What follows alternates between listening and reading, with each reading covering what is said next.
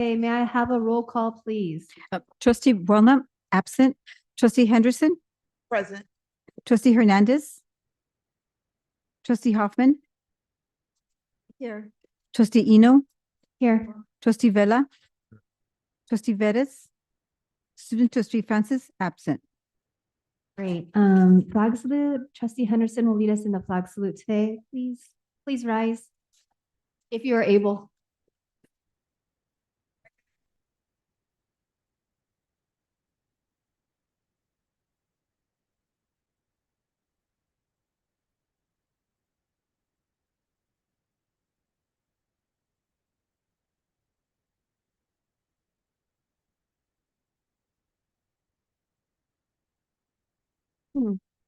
Today, the board will adjourn the meeting in memory of Michael Simon and Anthony Duarte.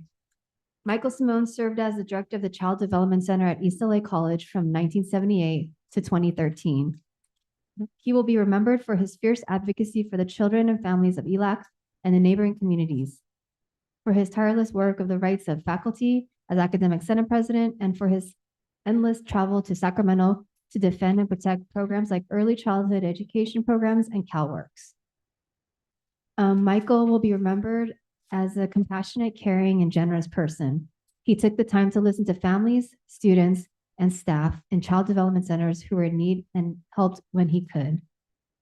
Trustee Vella, would you like to share a few words for Anthony Duarte? Yes, thank you so much, President Eno. I would like to honor the board meeting in the name of Anthony Duarte, former Hacienda Heights School Board member, Hacienda Unified School District, and friend. I'm deeply saddened to learn of the passing of my friend, Anthony Duarte. Anthony had a long tenure in public service and served on the Hacienda Heights La Puente Unified School Board for 12 years. He worked with the Boys and Girls Club and for a member of Congress, later leading the San Gabriel Valley Regional Chamber of Commerce. He leaves a great legacy of service. My sympathies go out to his husband, Johnny Yoder, their son, Anthony Jr., and all of his friends and family. And I would love for my colleagues if they have anything to add, but I do want to say that, it's very rare that we all get kind of somebody that, has kind of your own journey in public service. But I was lucky enough when I got elected to the Montebello board, Anthony got elected to the Hacienda Heights board. We opened Honor Pack together. He was one of our founding members, and I know all of you know of his work. And we I think the social justice side of him was always there, and that's something that for many of you who he touched, that was something that was very important. So thank you so much for allowing me, President Chancellor Roman, for honoring this board meeting after Anthony Duarte. Thank you. Thank you. Any colleagues? Okay, on behalf of the entire Los Angeles Community College District community, we extend our deepest condolences to Simon and Duarte families at this most difficult time. Please join us in a moment of silence for Michael Simon and Anthony Duarte.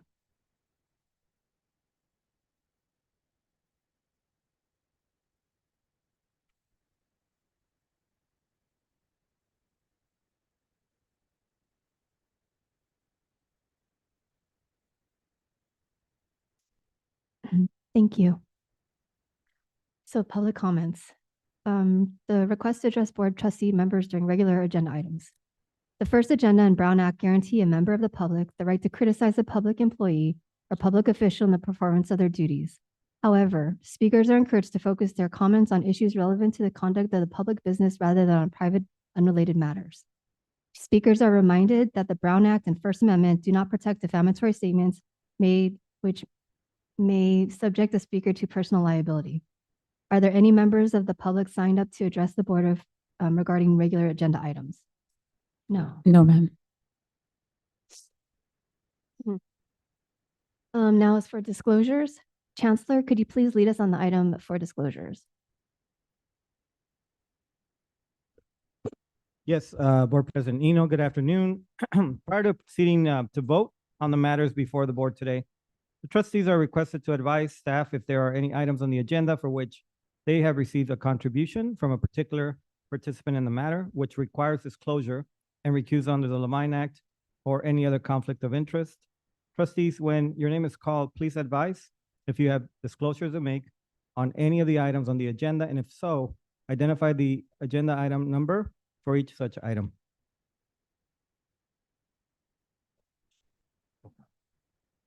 That's the correct one? We're okay though, right? Oh, item G.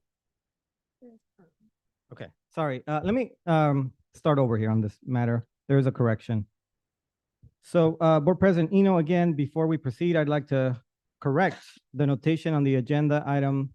It's item V18 under the business consent calendar for special funded grants.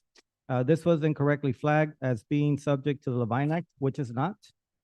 Prior to proceeding again to vote on the matters before the board today, the trustees are requested to advise staff if there are any items on the agenda for which they have received a contribution from a participant in the matter, which requires disclosure and recusal under the Levine Act or another conflict of interest law.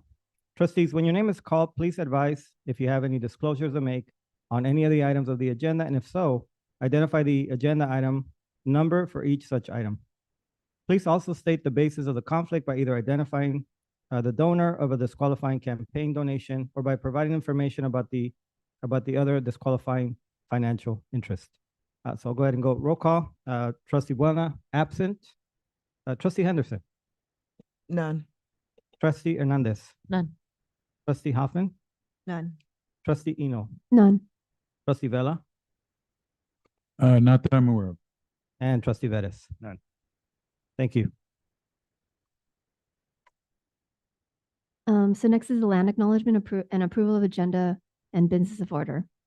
The Los Angeles Community College District holds lands that originally and still are inhabited by the Gabrielino Tongva, Gabrielino Band of Mission Indians, Kits Nation, and the San Manuel, San Fernando, and San Fernandino Tatavian Band of Mission Indians.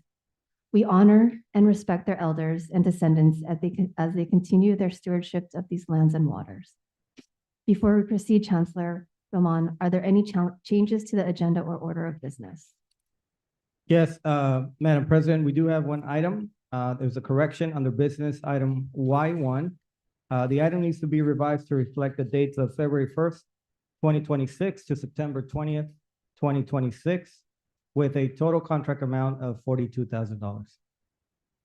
May I have a motion and a second to approve the agenda item and order business? So moved by Trustee Hernandez, Second. second by Trustee Hoffman. Any discussion? Roll call, please, Lupe. Trustee Henderson, Yes. trustee Hernandez. Yes. Trustee Hoffman, Yes. trustee Eno, Yes. trustee Vela, trustee Vettis. Yes. Thank you. Regular board meeting in closed session. May I have a motion and a second to approve the minutes of the regular board meeting in closed session on October 8th, 2025? So moved by Trustee Hoffman, second by Trustee Hernandez. Any discussion, colleagues? No. Roll call, please, Lupe. Trustee Henderson, Yes. trustee Hernandez, trustee Hoffman, Yes. trustee Eno, Yes. trustee Vela, trustee Vettis. Thank you. Great. Next is representative reports. Do any of the members of the resource table wish to be recognized at this time to make comments before the board?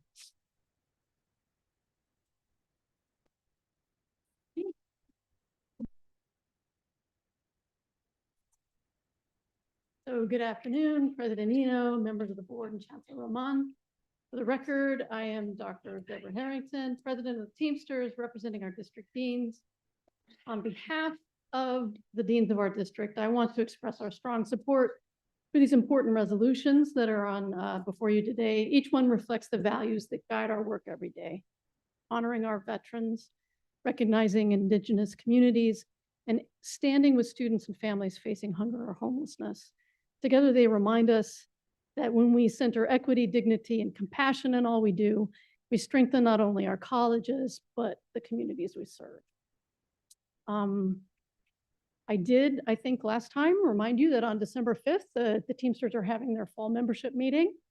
We're going to celebrate our retirees in particular and their legacies of excellence. On that note, I do want to say that I am going to be one of those retirees. And this is Congratulations. more than likely the last time I will be addressing you, because I'm Aw. doing it at the end of December.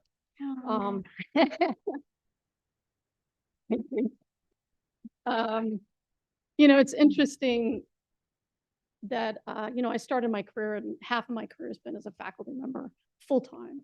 And I never thought I would love anything as much as I love teaching, but I have equally loved being a dean. I will fortunately still be able to teach, Dr. Gibbons. But that'll be in 6 months. But I did want to say something about why I took on this role of being Teamsters president. And that is because I did want to obviously advocate for those folks that are in the middle, that really are the fulcrum of making things happen. And as a faculty member, I have literally been in other countries and had a student come up to me who had me for a class to, give me some flowers, right? Or they would bring me literal flowers or gifts at the end of the semester. Deans don't often get that. And I guess my closing sort of message is that let's not forget that a lot of those things that happen in the classroom happen across campuses, happen because deans have been there to get the resources that are necessary to see through that these actions that support our students happen. And so I encourage all of you to give flowers to your deans. Like, tell them thank you. If you're so inclined, give them a hug. Anyway, it has really been a privilege being all these years, almost 30 years in the district, and serving the students that we do. We serve, I think, the most important student population in the country, and they are the future of our country. So bless everybody. Thank you.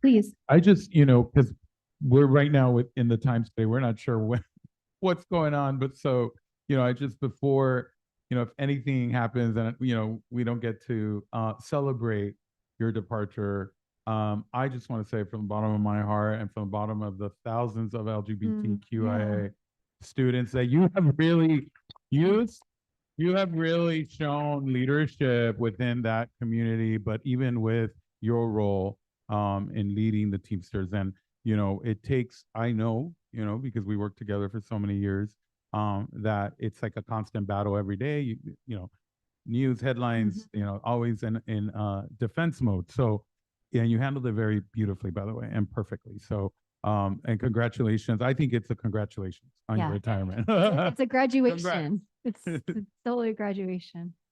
Thank you. Okay, great. Anyone else from the resource table?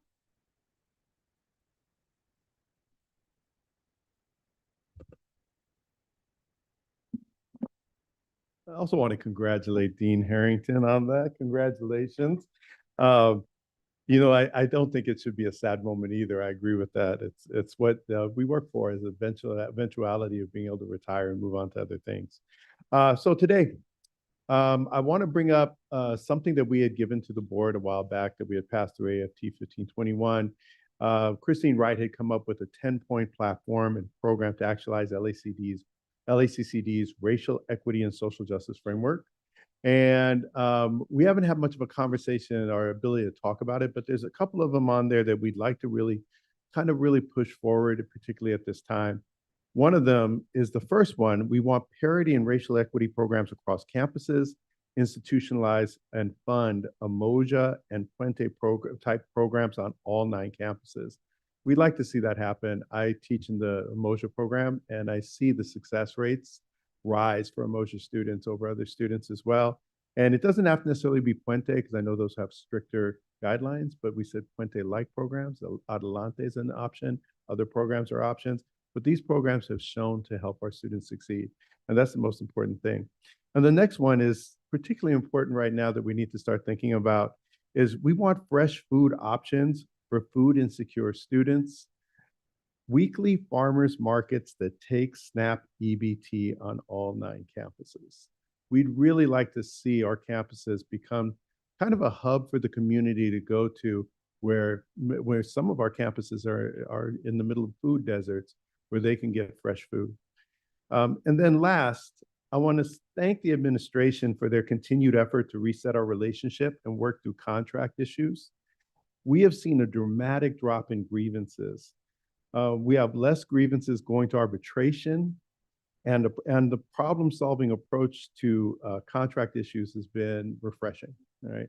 And we do feel like it's more of a partnership than before. It's less antagonistic. It's not about winning and losing. It's about getting to the right place in our contract, and we really do appreciate that. So I want to thank the Chancellor, the Deputy Chancellor, the Director of Human Resources, and the presidents at the campus level for trying to solve these issues, often at the lowest level. That's why we have less grievances, is we're settling them at the lowest level and doing this without a formal grievance. So thank you all for your work, and I look forward to our continued partnership. Thank you. Anyone else? And then Lupe, will you let me know if someone online from the resource table is here too? I remember last time I missed it. Okay, good afternoon. My name is Angela Echeverry, for the record, and I'm representing the District Academic Senate.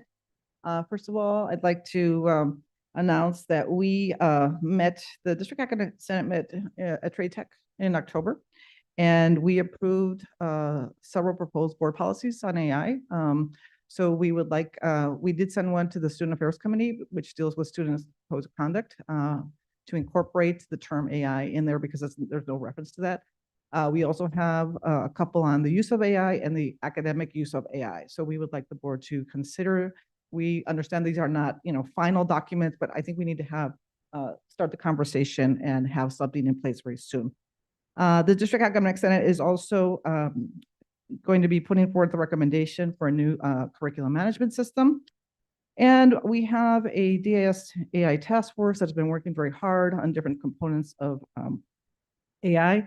One of them is currently drafting template language for the syllabus for faculty, because I think it's really essential that by the spring semester, as many faculty as possible have some sort of language in their syllabus about AI, whether it's completely banning the use of AI or having conditions or restrictions on the use of AI or complete freedom on the use of AI. But it's important to have template language.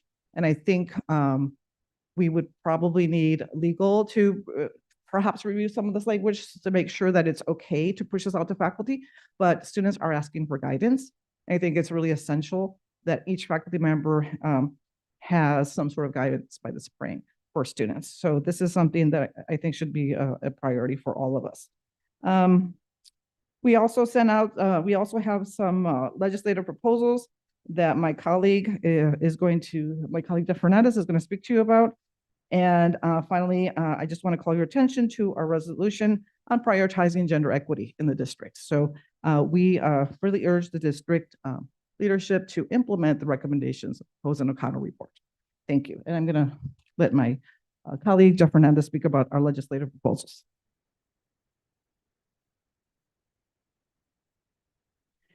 Thank you, Angela. And I see on the board agenda, we do have a committee of the whole to look at the legislative proposals.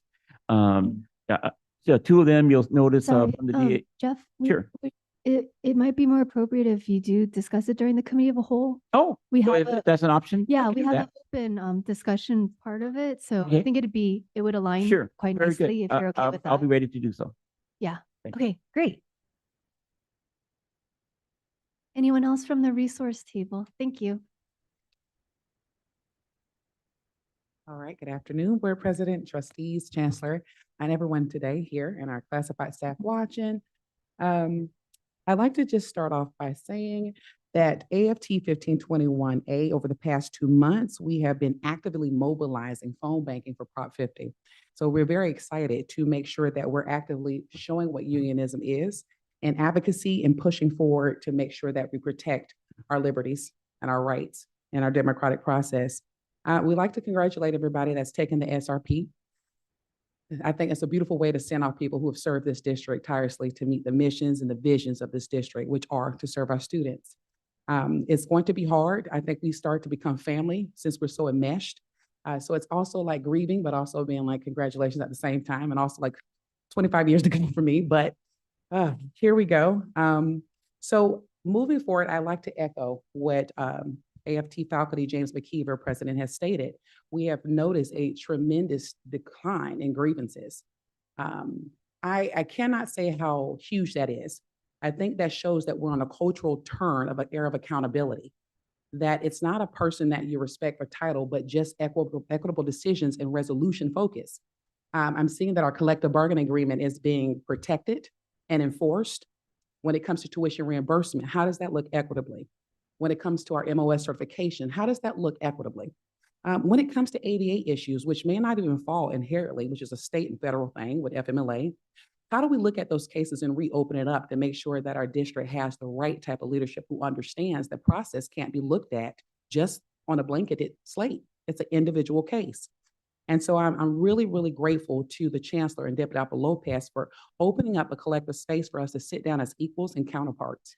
There's no ego in the room, because ultimately we want to be healthy and have the ability to serve our students. That's what we're here for.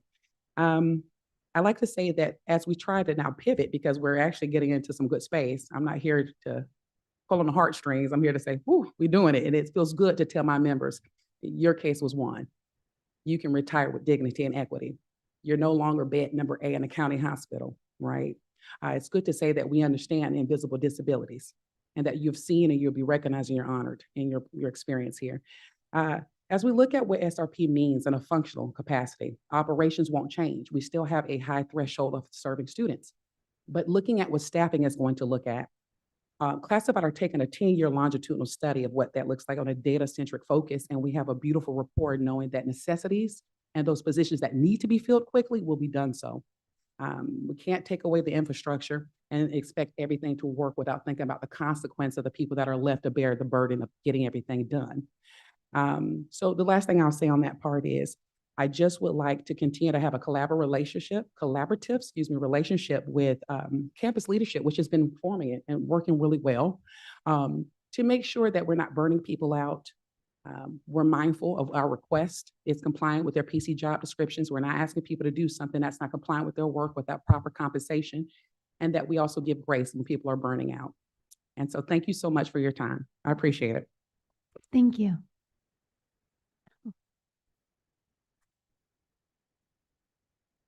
Hello.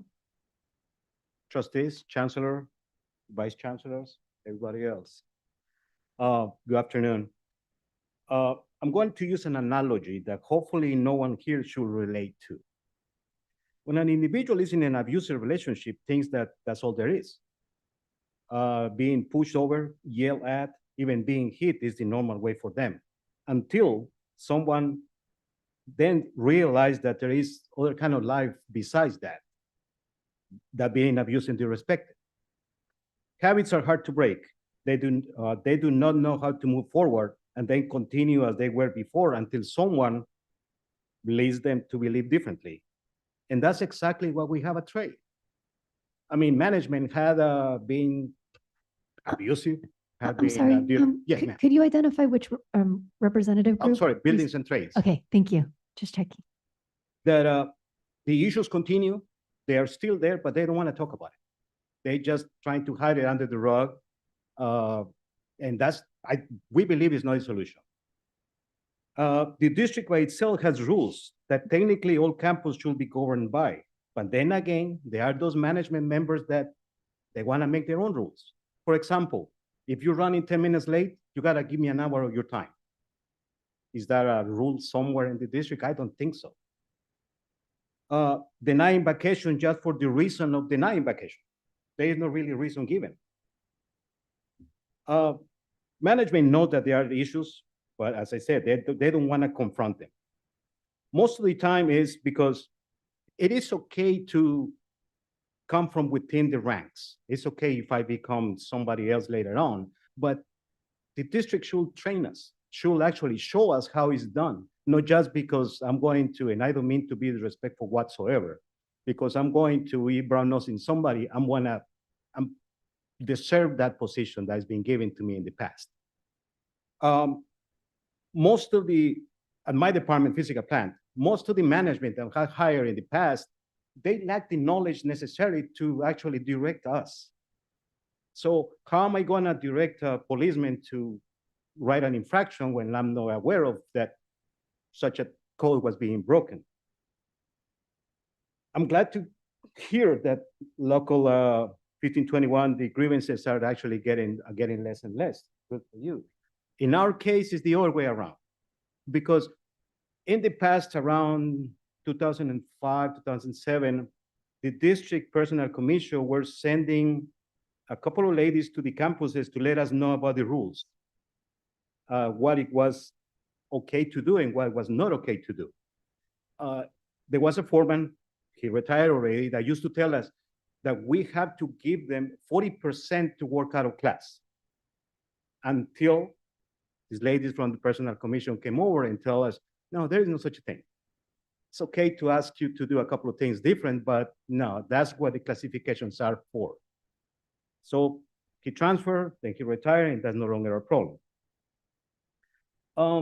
We would like to ask the board and Chancellor Roman to consider having one tradesperson per campus to sit in the negotiating tables. A lot of times, the business managers sit on those. We are not saying that they're not doing the job, but who better knows what actually is needed in the campus than us? I'm not saying that I don't want to be mean. I don't enjoy being here. I'm okay being in the dark, just, just doing my thing. But all this, it should be actually being spoke of. It should be actually brought up to you. After my appearance here last month, I have gotten calls, emails from other tradespeople throughout the district asking, how do you do that? How do you end up being there? Because they think that you are some sort of a special group that we have to respect, of course, but it takes an act of Congress to come over and talk to you. It's not the case. It's just a simple procedure, an email, and everything starts. The idea of shared governments is great, but is it actually happening? We at Trade sometimes get to notice some important decisions being, actually they are just tell us that the decision was taken. They never ask us. We have this pool of candidates. Maybe we should look them over and see, who will be a better fit for us. It's not happening. It was happening in the past, and all of a sudden, it just went away. I don't mean to be respectful, but I will have to leave early because according to management at Trade, I cannot get overtime for finishing the meeting here, or if I have to sit in one of the committees at campus, zero. And I like you guys, but not that much. So thanks for listening, and you're probably gonna see me next month again. Thanks again. Thank you.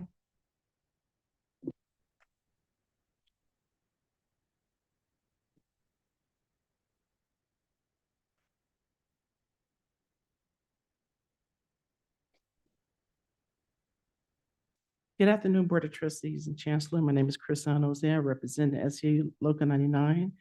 I want to first say congratulations to Dean Deborah. I wish you the best. And as far as the grievances being addressed for Local 99, I will say that Dr. Alba Lopez, she has been addressing a lot of our concerns, and I want to thank her for that. But I also want to bring a concern to the board today. So today I want to bring a concern to you, a concern that not only affects our custodial team at LATTC, but has also affected faculty, staff, and students. Specifically, I want to talk about the impact of eliminating the custodial 4:30 p.m. shift and how that decision has affected both our custodial staff and campus community.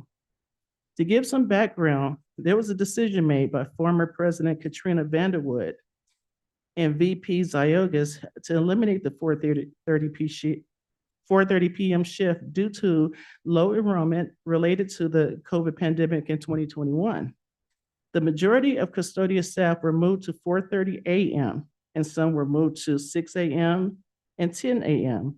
There are two custodians that come in at 2 p.m. specifically to clean the culinary art department.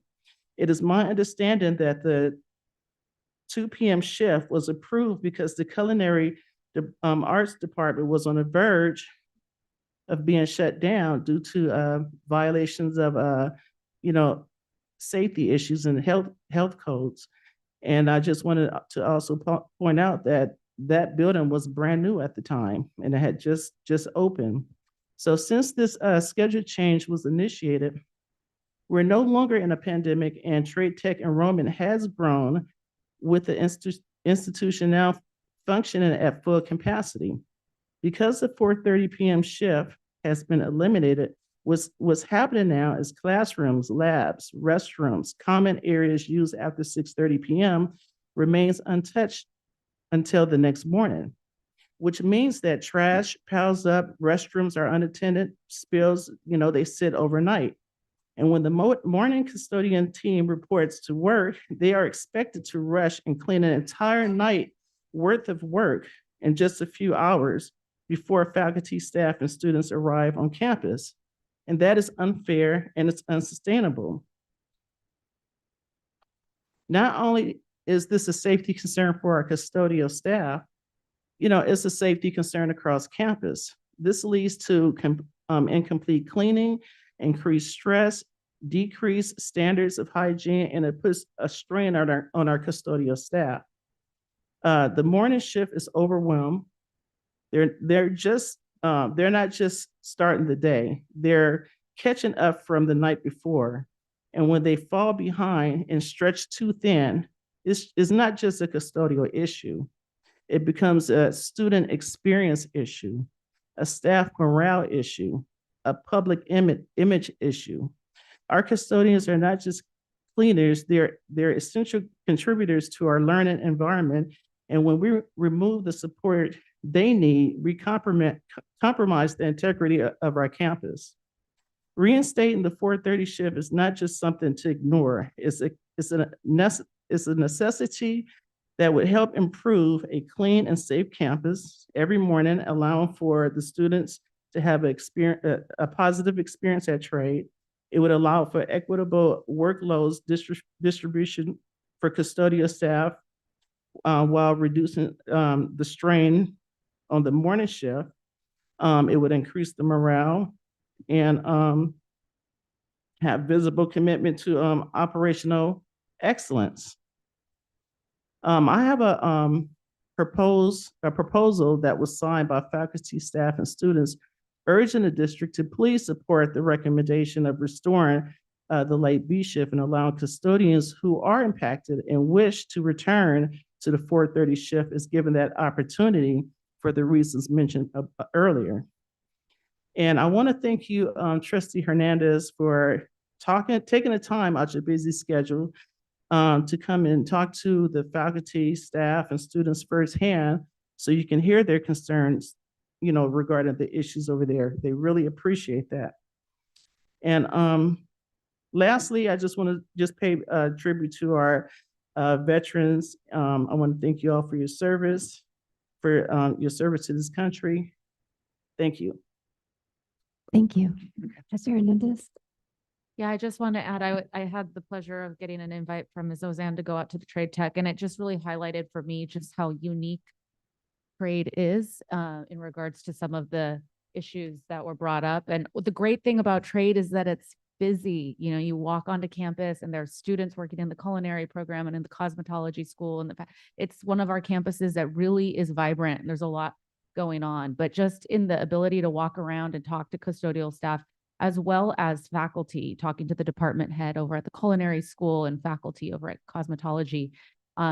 Everybody, without a doubt, talked about a need to keep the campus clean, specifically because there are these trades that require it that are inherently messy when you're talking about culinary, you're talking about cosmetology.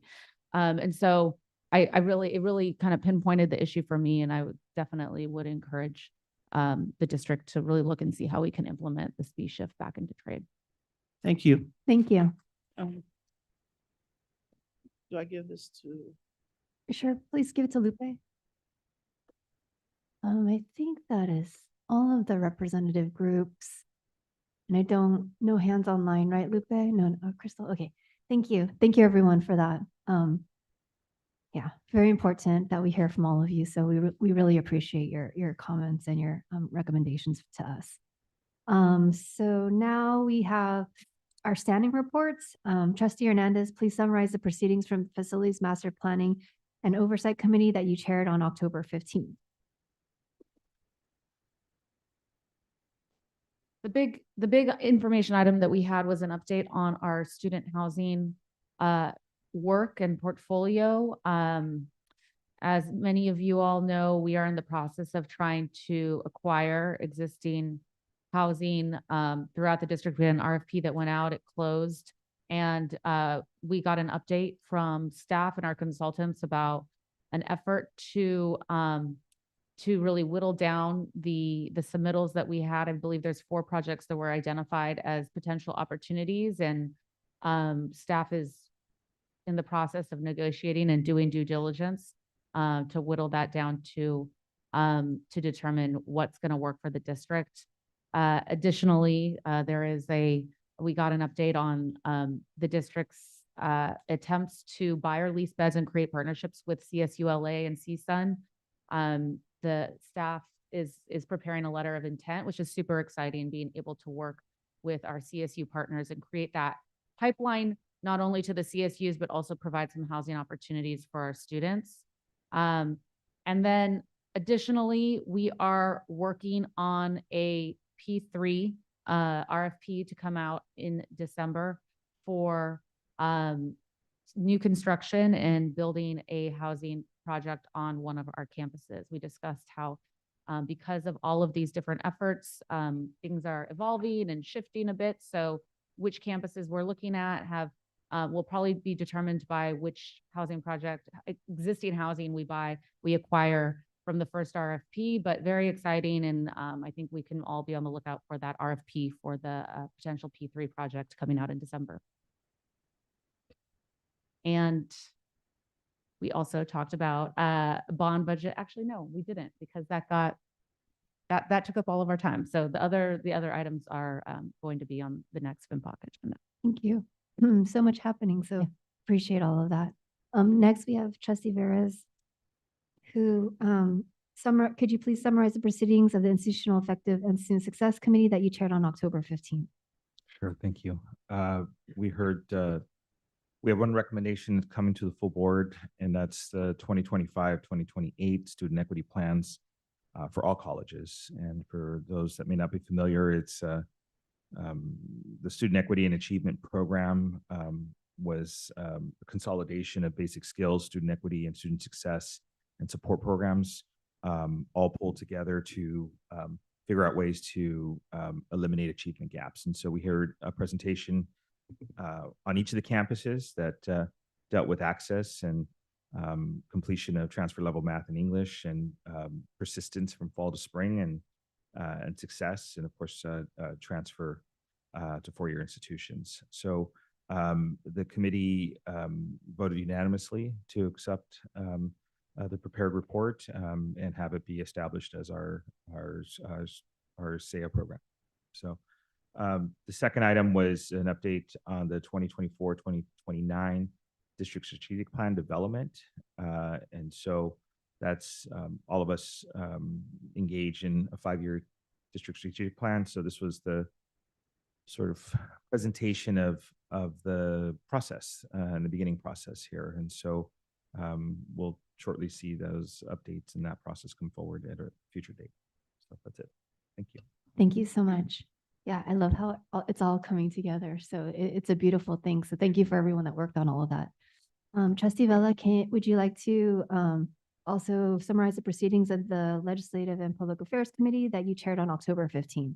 Yeah, so it was just informational due to lack of quorum, but there was an important discussion in around the state budget. And as you know, there is a prediction of a $6 billion surplus for the state, and that would be allocated mainly towards general fund, and then also just really to plug in some of the holes left by the federal government. So even though there is a surplus, a lot of that potentially will be used to kind of help us out as we navigate the federal budget issue. And then just of note, we had the state and local government reports, and then obviously the bills of potential interest, and then future bills, which we'll discuss at the committee hall. That was it. Great, thank you so much. Board travel authorization ratification. May I have a motion and a second on item F2? I'll move to approve. Moved by trustee Hoffman. I can second. Any discussion, colleagues? Roll call, please, Lupe. Trustee Henderson, Yes. trustee Hernandez, Yes. trustee Hoffman, Yes. trustee Eno, Yes. trustee Vella, Yes. trustee Vettis. Thank you. The resolutions. So the first, may I have a motion and a second on item G1, National Native American Heritage Month and Indigenous Peoples Day? I'll move to approve. Moved by trustee Hoffman, Second. second by trustee Henderson. Any discussion, colleagues? Roll call, please, Lupe. Trustee Henderson, Yes. trustee Hernandez, Yes. trustee Hoffman, Yes. trustee Eno, Yes. trustee Vella, Yes. trustee Vettis. Veterans Day, National Veterans and Military Family Month, and National Veterans Awareness. May I have a motion and a second on item G2? Move to approve. Moved by trustee Hoffman, Second. second by trustee Henderson. Any comments, colleagues? Yeah, I just want to thank, I know we probably have lots of veteran students as well as veterans who work in our district, and I actually met someone just last week, and I just really want to thank you all for your service. I have veterans in my family, and I think it's really important to acknowledge everything that our service members have done for us and sacrificed for their families and for this country. So thank you. Trustee Henderson? Thank you, President. As the daughter, the wife, and the sibling of veterans, and my younger brother who graduated from Pierce College in 2019, also a veteran, I really want to appreciate all of our staff and that do so much work to make sure that our veterans are able to continue their education and have opportunities. So I really appreciate the work that's being done. Thank you. Sure. Thank you. Hernandez? This totally just jogged my memory. So in honor of Veterans Day, also what was the update from FIMPOC is that the Urban Land Institute Technical Assistance Program is doing a study in collaboration with LACCD and the VA to analyze how we can potentially partner to build veteran student housing on some of our campuses. So Yes. that is happening in November. Okay. I'd also like to acknowledge my father, who is a Vietnam War veteran. So thank you all for this resolution, and thank you to all of the military families and service people that are fighting the good fight. And we hope you continue to get paid during this freeze. Thank you. So next we have G. Oh, sorry, I'm sorry. My bad, sorry. Any roll call, please, Lupe? Trustee Henderson, Yes. trustee Hernandez, Yes. trustee Hoffman, Yes. trustee Eno, Yes. trustee Vella, Yes. trustee Vettis. Yes. Great. Next is item G3, Runaway and Homeless Youth Prevention Month, National Homeless Youth Awareness Month, and National Runaway Prevention Month. May I have a motion and a second on item G3? So moved. So moved by trustee Henderson. Second by trustee Hernandez. Any discussion, colleagues? No, I think generally speaking, yeah, we're doing an amazing work for this district to provide housing and support for this population. So thank you to everyone for that. Trustee Henderson.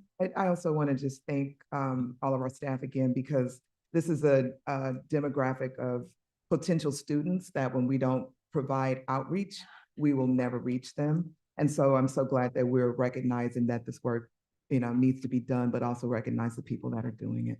Thank you. Thank you. Roll call, please, Lupe. Trustee Henderson, Yes. trustee Hernandez. Yes. Trustee Hoffman, Yes. trustee Eno, Yes. trustee Vella, Yes. trustee Vettis. Yes.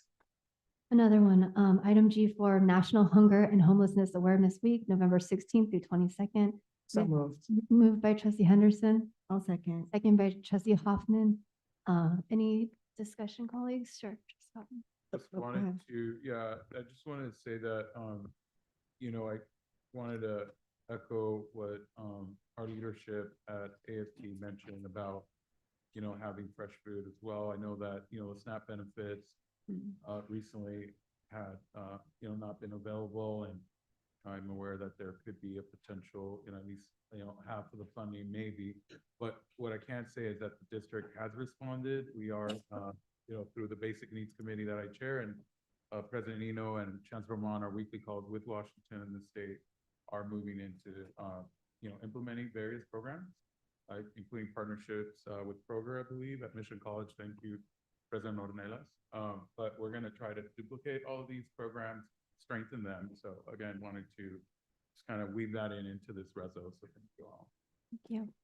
Yeah, and I just wanted to thank you, President McKeever, for bringing up fresh food, because so oftentimes we think about our, food pantries and forget that, well, cup of noodles and a can of beans and rice is essential and nice to have, but really we need to make sure that people are getting nutritious food. So I really appreciate you bringing that up. I would love to see all of our campuses be able to take EBT, and SNAP benefits, and hopefully those will continue, because I think right now people are really suffering. And so whatever we can do to partner, and I'm sure, I don't see Kelly King right now, but I'm sure are you here, Kelly? Yeah, there you are. I'm sure she's doing everything she can to make sure that our students are able to have access to fresh groceries. And Kroger's always stepped up. I mean, for many years, Kroger, they were on the forefront when we first opened up our basic needs centers. So anyway, thank you everyone for acknowledging that. Thank you, President McKeever. Chancellor, please. Thank you so much. This is such an important conversation we're having. I think it's more germane now than ever, given the current reductions that we're seeing. I want to add to what the trustees have said, and also let you know that we are working with the LA Regional Food Bank as well. They're providing food at a couple of our campuses twice a month. In addition to that, Trustee Hoffman, you said hit the nail on the head. Kelly King's already ahead of the game, and I do want to recognize her efforts. They have indeed committed $100,000 that will go to all of our 9 campuses to bolster some of the food supplies. Kelly, she's so humble. She's in the back, but if you could wave, I could see you there. Thank you so much. Great. Any other discussion? Roll call, please, Lupe. Trustee Henderson, Yes. trustee Hernandez. Yes. Trustee Hoffman. Yeah. Trustee Eno. Yes. Trustee Vella. Trustee Vettis. Yes. Great. So now we will now recess to Committee of the Whole. I'm transferring the gavel to Vice President Hernandez to lead us in the next discussion. Thank you. The Committee of the Whole meeting has now come to order. May I have roll call, please? Trustee Buelna, absent. Trustee Henderson. Present. Trustee Hernandez. Present. Trustee Hoffman. Here. Trustee Eno. Here. Trustee Vella. Here. Trustee Vettis. Here. Student trustee Francis, absent. Great. Are there any members of the public signed up to address the board regarding the Committee of the Whole agenda items? No, Mr. ma'am. Hernandez. So yeah, we moved Professor Hernandez's comments to here. That's right. Member of public, but also representing District Academic Senate. You have three proposals included in, I imagine is a very robust list, with 3 of them from the District Academic Senate. 2 of those are dealing with AB 1705. One, we named Student Choice in Math and English Act. And I want to be clear, both this proposal and the other one is not calling for a repeal of AB 1705, but rather something that has been mentioned on numerous occasions in the testimonies at the different committees in the legislature, is codifying the principle that the courses that are pre-transfer or in math and English, and for STEM majors, transfer level courses leading up to calculus, they're not being banned, they're not being prohibited. Well, let's make that clear, that students do have that agency, right, to be able to take those courses, recognizing that they will still be, encouraged to go directly into the transfer level courses or go directly into calculus. They'll be receiving the communications that are specified in the law regarding what the throughput data shows, how many students would pursue these additional courses is in many ways unknown. That the proposal is one that is unlikely to result in an increase for the state, given that community colleges would lose for those students who take more time than the first year, they'll lose some funding on that aspect of the SCIF. So it's probably a wash, and you increase enrollment, but then some loss. So it's something to consider. The other proposal is one that there's already been communication with the statewide student senate. It's been very positive and with back, and so we're supporting that as well. It comes from a Senator Valley College, Ruby Christian Brom, and I would say that proposal is really focusing on those courses, college algebra, trigonometry, pre-calculus, that are currently permitted for a window that's going to expire in 2027. So the idea is why were those permitted? Because the data was not promising for students who didn't have the courses in their high school experience, who had the lower GPAs. And so the idea is well, let's recognize those courses in the law as permissible. That's in a sense a compromise, or maybe a first step. But it's certainly one that has how to say, a basis of building upon what the chancellor's office has permitted it for a 2-year window, and so that's one that we're really supportive of as well. And finally, as you know, AB 1111 adopted in 2021 created what we are now seeing implemented as a common course numbering system, and really with the intention that students throughout the state coming to our community colleges would be able to take a class knowing that if they took this class at this college or that college, it was going to be the same class, right? And that it was going to help students in their trajectory towards transferring to the Cal States and the UCs. It was thought up, and it's in the legislative intent of AB 1111 as really building upon the intersegmental work between the community colleges, the CSUs, the UCs, in terms of the course ID descriptor system. So based on that system, templates were created for course outlines of record to align. Not everybody was happy with the outcome, but that's what happens when you have compromise, right? And the idea was, okay, there's a vision that's being legislatively mandated. Let's move forward. The problem was that a lot of assumptions were made that articulation would follow naturally, given that you had this at the system level agreement on these course outline of record templates.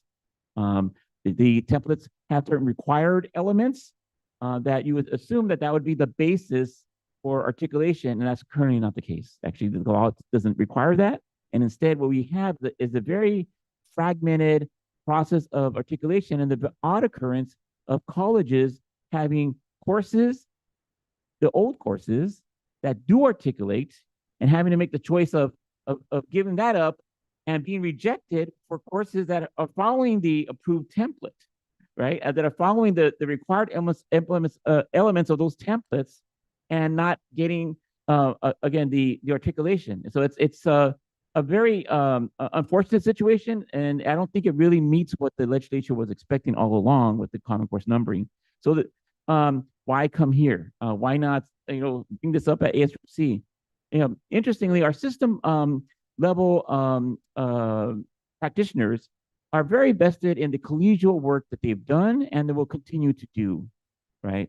It really is going to require the leadership of this district to step forward and say, wait a minute, we need a fix. It was a simple idea. Let's have a simple fix. So that's what's in that proposal. Thank you very much. Great. That's just a very quick Any question. other public comment? Can I ask Hey. just a very quick question? Yeah, sure. Do you have any of the, so I have a sticker on my personal computer that says Reform AB 1705. Do you have any more of those stickers? Because folks at work are like, where'd you get that sticker? Okay, so if you're gonna make stickers, I'll take some more stickers. Thanks. Okay, great. No other public comment. Leading us today in a conversation is our chair of the Legislative and Public Affairs Committee, Trustee Villa. Thank you so much, Chair Hernandez. I'm very happy to bring the Legislative and Public Affairs Committee here to us all in the Committee of the Whole with my colleagues on a very important eve of, essentially coming up with bills for next year. And so again, I would like to now bring up our Deputy Chancellor, Dr. Nicole Alba Lopez, to go over some of the proposed legislative ideas for next year. Thank you. Good afternoon, everyone. Exciting to be here and see everything that comes together based on the wonderful district that we have. If we can move to the next slide, I'll just give a little bit of a history. Earlier this year, our legislative team put together a worksheet that was designed to gather ideas and information that is really instrumental in shaping how our advocacy priorities are put together. We distributed that throughout the district. And today I'm going to provide an overview of the ideas that we received, and we may have a discussion regarding the potential priorities as we move forward to identifying what we're going to be working on through the 2026 legislative cycle. Next slide. So as mentioned by our District Academic Senate colleagues, they've submitted 2 proposals related to 1705, the Student Choice in Math and English Act. This is to create a bill that would allow college districts to offer pre-transfer level math and English courses and transfer level math courses that prepare students for calculus. This would allow the option for students, to be able to have some choice. We're not asking to go all the way back to long remedial patterns, just one level below transfer. Next slide. This is the student choice and access reform. And in this one, it really is taking something that we've been allowed to do and creates permanency for our students to be able to take those standalone transfer level math classes such as college algebra, trigonometry, and pre-calculus. This provides a little bit more access, and we believe that it will help our students with various academic backgrounds achieve their goals. Next slide. This particular proposal is to increase compensation for trustees. This last legislative cycle, the K-12 system did a full remedial look at its compensation system. I believe it had been about 40 years since the stipend amounts had been increased.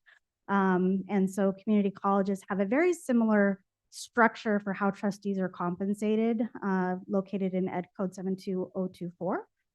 Here are the current rates, and as you can see, the K-12 system moved from between $60 and $1,500 a month to $600 to between $600 and $4,500 per month. Our current structure is here, and then the recommendation is that there's legislation to replicate the comparable rates for community college trustees. Next slide. As mentioned by the Academic Senate, we're looking to create a bill to protect the promise of Common Course numbering. As articulated by VP Hernandez, the whole intent of doing this work was so that we would have transportability across our colleges. And we do in regard to what's actually on paper, but the actual articulation is not transportable. So we're looking to get some guarantees there from our partners in the 4-year system.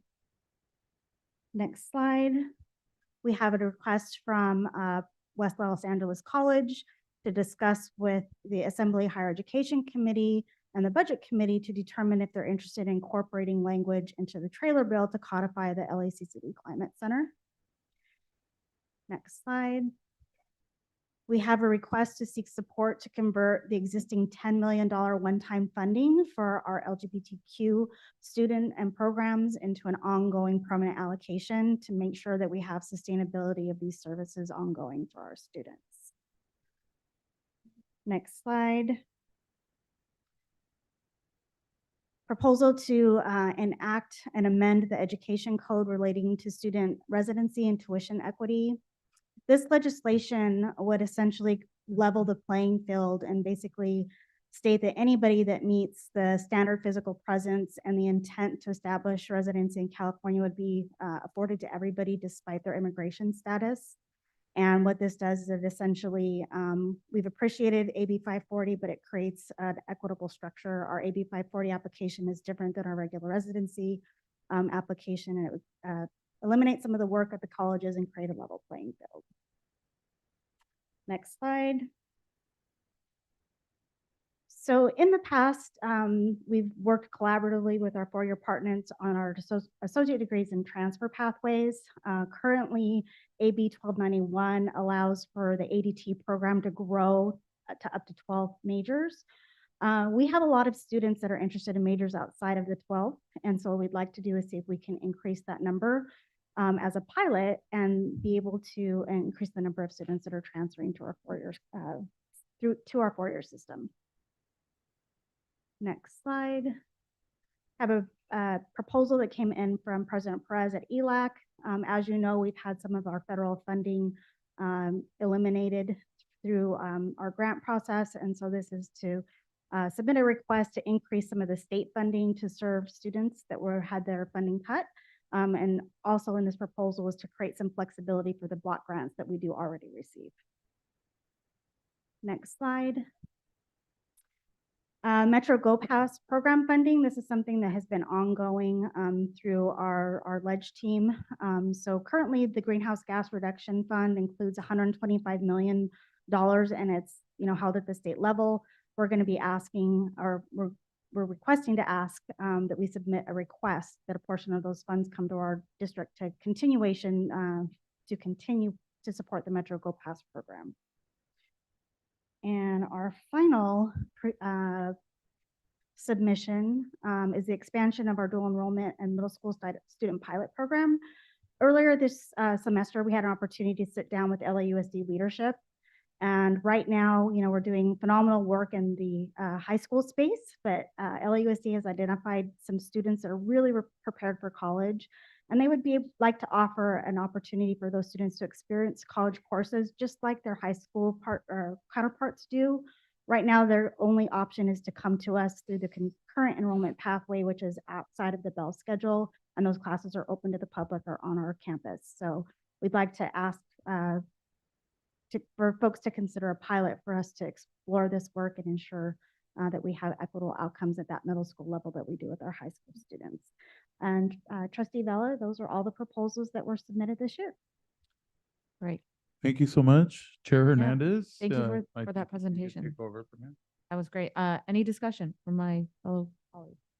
I would love to just, first of all, thank you for the work that you're doing in Ledge Committee. And that's really a great, amazing package of bills. So I'm really impressed with the presentation and the content of those bills. I think there are two of them that the Chancellor's Office would be very interested in maybe helping carry for us, or at least co-sponsoring the dual enrollment for middle school and the LGBTQ $10 million funding.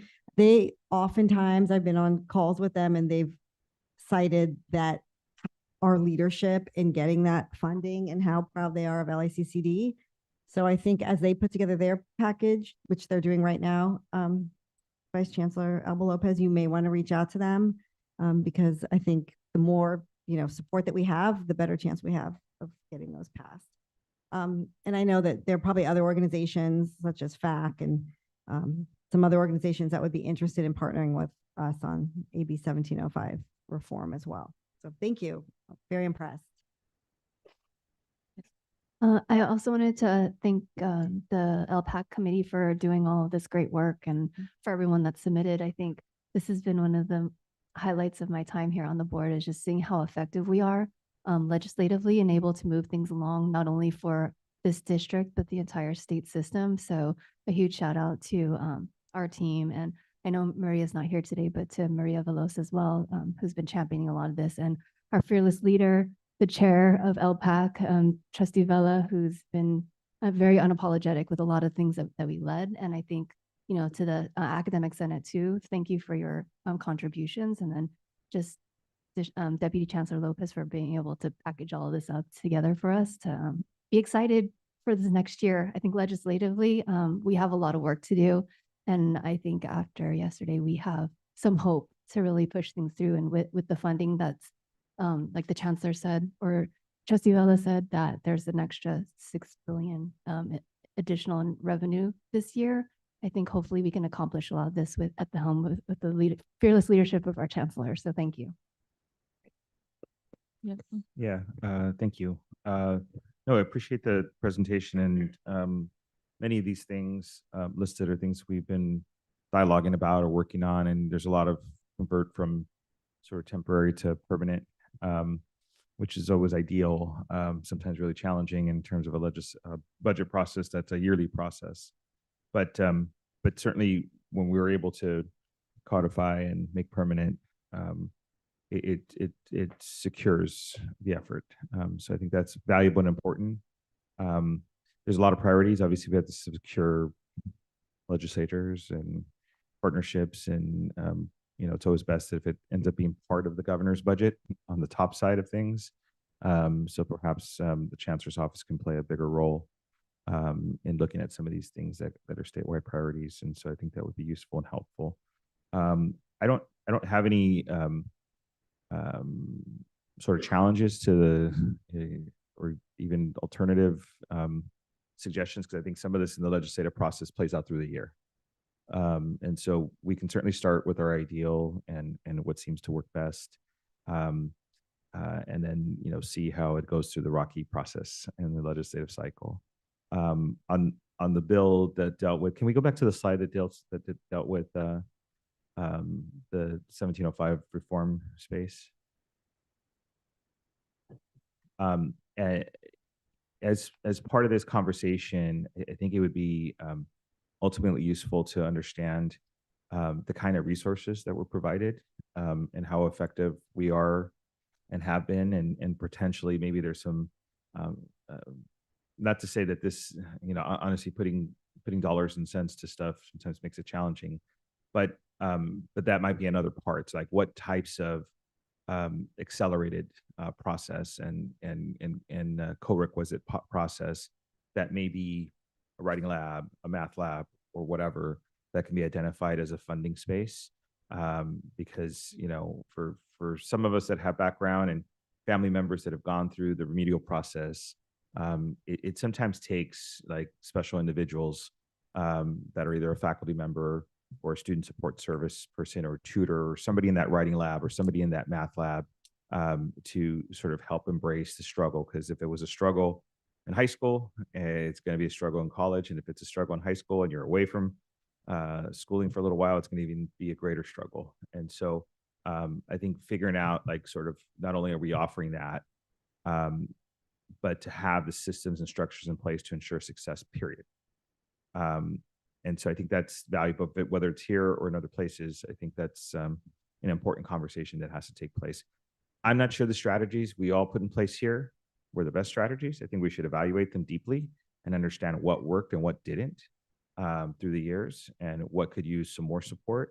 I know sometimes we've debated net tutors and stuff like that through the years with varying degrees of, sort of comfort. But if there is something that's structure-wide, system-wide that we can share, I mean, we have our student equity plans coming forward, and in there we can see the gaps that fall through and the strategies that we need to consider and implement as well that I think are super valuable. Aside from this, I know, I've sent this to the chancellor and our board chair, we have students who have legislative, concepts and desires. A few actually asked us to agendize something as a resolution, and I know some of this is some of the dialogue and feedback was because we were going to do this dialogue, but I think it's important to also have that resolution be included as to support positions, and these are mostly new and codifying proposals. But if we can have those resolutions sort of be part of our package, I think we are stronger, and I think people have alluded to this, is when the entire LACCD body legislatively is working together. And so I know obviously the faculty has their associations deeply connected and entrenched. The Senate has its space, and it would be great to see us, collaborate. So to know that this is across the structure of our district, not just sort of ones that's ours, but that it has, connected tissue with everybody else that's advocating. Because I think in past years, sometimes we'd see one component of us 1 week and then another component 2 weeks. And then from offering feedback from the legislative perspective, sometimes we've come up and delivered two sets of agendas that are not necessarily in opposition to each other, but just two distinct sets. And so to understand what is the more important priority, I think is another sort of process that's here that sort of requires a lot of conversations. I think when I first got to this board, I remember doing legislative trips with faculty. I mean, we were in the same room together. And we haven't done that too often. But when that happened, I always thought it was a very powerful conversation. And so if we want to kind of reset that and have that be part of the agenda, I think that would be valuable. So thank you. Right. Any comments on this side? Trustee Henderson? All right. Are there any members of the public signed up to address the board regarding matters not on the committee of the whole? No, ma'am. Okay. Then the committee of the whole is now adjourned. I'm transferring the gavel back to President Eno to reconvene the regular board meeting. Thank you. Great committee of the whole. Regular board meeting will now reconvene. May I have a roll call, please, Lupe? Trustee Henderson, Here. trustee Hernandez, Here. trustee Hoffman, Here. trustee Eno, Here. trustee Vella, trustee Vettis. Thank you. Now for the chancellor's report, we will now turn to the chancellor for his report.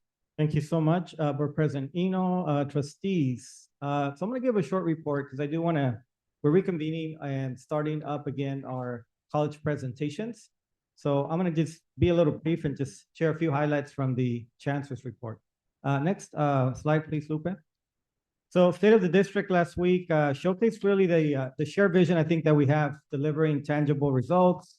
I want to thank Board President Eno, Trustee Vella for attending. We also had Student Trustee Francis join us as well. So you see her in some of the photos there. The bottom line is we're looking at our 4 pillars in a very concentrated way. Those are our basic needs, which has been a topic of conversation, of course, throughout the last few years. And again, I want to thank the board because we started talking about basic needs, I would say even pre-pandemic times. This is an interest that the board had in terms of our house insecurity, food insecurity. And again, as I said earlier, this has become more and more prevalent as we're seeing the need arise because of cuts across the federal government. But the highlights are here. You'll see that I shared these with you last time, so I won't spend a lot of time on them. The number of degrees and certificates that we have conferred, the number of transfers that we have accomplished, as well as ensuring that we have a balanced budget. I would say we're in a good fiscal position going into next year. You heard about some of the budget surplus that we have. That will be in the form of one-time funding. We think some of it will be towards supplementing the general fund, but I think other will go towards student type of programs that help, such as the student block grant that we received this year. So I anticipate some of that taking place. We're also gonna maybe advocate a little bit to get some funding for our AB 323 bill that was passed. The bill now allows us to have paid internships. The challenge that we have is we don't have resources to put behind that. So we're gonna ask the state government to consider carving out a little bit of funding. Maybe we can do some programs around specialized areas and we can start there. But again, anticipate that will be a topic of conversation. We can go to the next slide, please. Enrollment real quick, colleagues. You can see we are on the upward trend. Our headcount is at 12% for fall compared to last fall, 9% in, 12% headcount, 9% enrollment. All of the groups are up. We're a little down on non-binary by about 44 students. So we'll continue to keep an eye on that. But look at also the status of part-time to full-time students. All of them are up. If you see students taking 12 or more units, that's up 20%, which is significant. Students are taking more and more courses. 6 to 11.5 is also up by 30%. So that's good news for us. Students are coming back. They're taking more courses. More students are becoming full-time students, which then qualifies them for the college promise. So upward trend, kudos to the colleges, to their outreach teams, to all of the folks at the college level for the amazing work. I say everybody's involved in outreach and retention, from our custodians to our faculty, to our deans, to our staff. Everybody is doing amazing work at the colleges with the support of the district office. So I want to thank everybody for that. And then my last slide, if you don't mind, just some more data here on enrollment. You'll see our ethnic groups are all on the rise. But of notice, I thought there was Black students for this fall are up 9%, as well as our Asian students are up 5%. So again, we're seeing upward trends in areas where we historically have seen less of an increase around this time. Overall, again, great. Our non-credit is still doing well. I know it's a little cut there, but you'll see headcount's up 7% on non-credit and 12% on enrollment. So that means more access. More of our non-traditional students are coming and taking courses.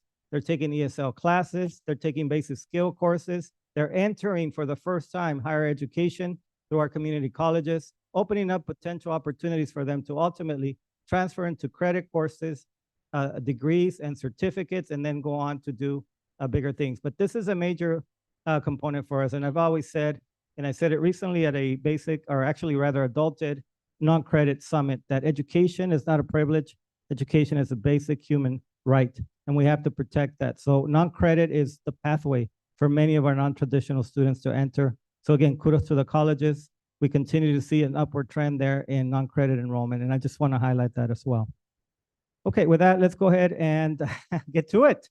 So we're going to highlight the Child Development Center at Los Angeles Southwest College. And I see the colleagues are here from Southwest. I had an opportunity to visit, about a month ago, Dr. Culpepper? Yes. And I was just thrilled and amazed at the amazing work that's happening there. So I'm going to turn the floor over to you, President Culpepper, for your presentation on Southwest Child Development Program. Welcome. Well, thank you, Chancellor Ramon. Certainly, Madam President, members of the Board of Trustees, I want to quickly get out of the way. We have 5 minutes and I don't want to take up much time, but I certainly want to echo one of the key pillars of basic needs that's in your plan, Chancellor, that's certainly in each of our colleges' plan. And I think you see the little cougars that are in front of you. You are now officially allies of the little cougars at the CDC. So I'm going to introduce Dr. Bradford, our Vice President of Student Service, Vice President of Academic Affairs, and then he will introduce our Director, McKnight. Good afternoon, Trustee President, members of the Board of Trustees, and also to Chancellor Ramon. I'd like to introduce to you today our Director of our CDC Center, Director McKnight, who will do the presentation. Director McKnight, if you would. Good afternoon to all of you, to the president, to the trustees, to the chancellor, and to each one of you. I'm going to make this quick, but I hope you can get the gist of the day that I have every day when we go to work and we get to have these little cougars come into our facility, and then they become a big cougar, because I started at Southwest College. And so now I'm a big cougar, but I started a little cougar. This picture, I think, speaks 1,000 words. This is actually a student worker that works at the CDC. These are our children. And so as you can see, there's engagement going on. There's learning going on. She's playing a dual role because she is a student, but she's also getting that on-the-job training. Next slide, please. Our CDC, we support students, we support the families. It's safe. Can you imagine if you're at school and your child is about 20 yards away? You don't have anything to worry about. Our staff, they're coaching, they're mentoring, and it's not just child development. We had started this past Tuesday, 27 nursing students who are doing their practicum hours there. So we are very happy about that. Next slide, please. How we support the current and future parents. Post-COVID, we had about 28 families. Right now, we have 91 families and children enrolled in our center. Out of that, 46% are student families. And so you can see how we really want to prioritize that access for those student parents.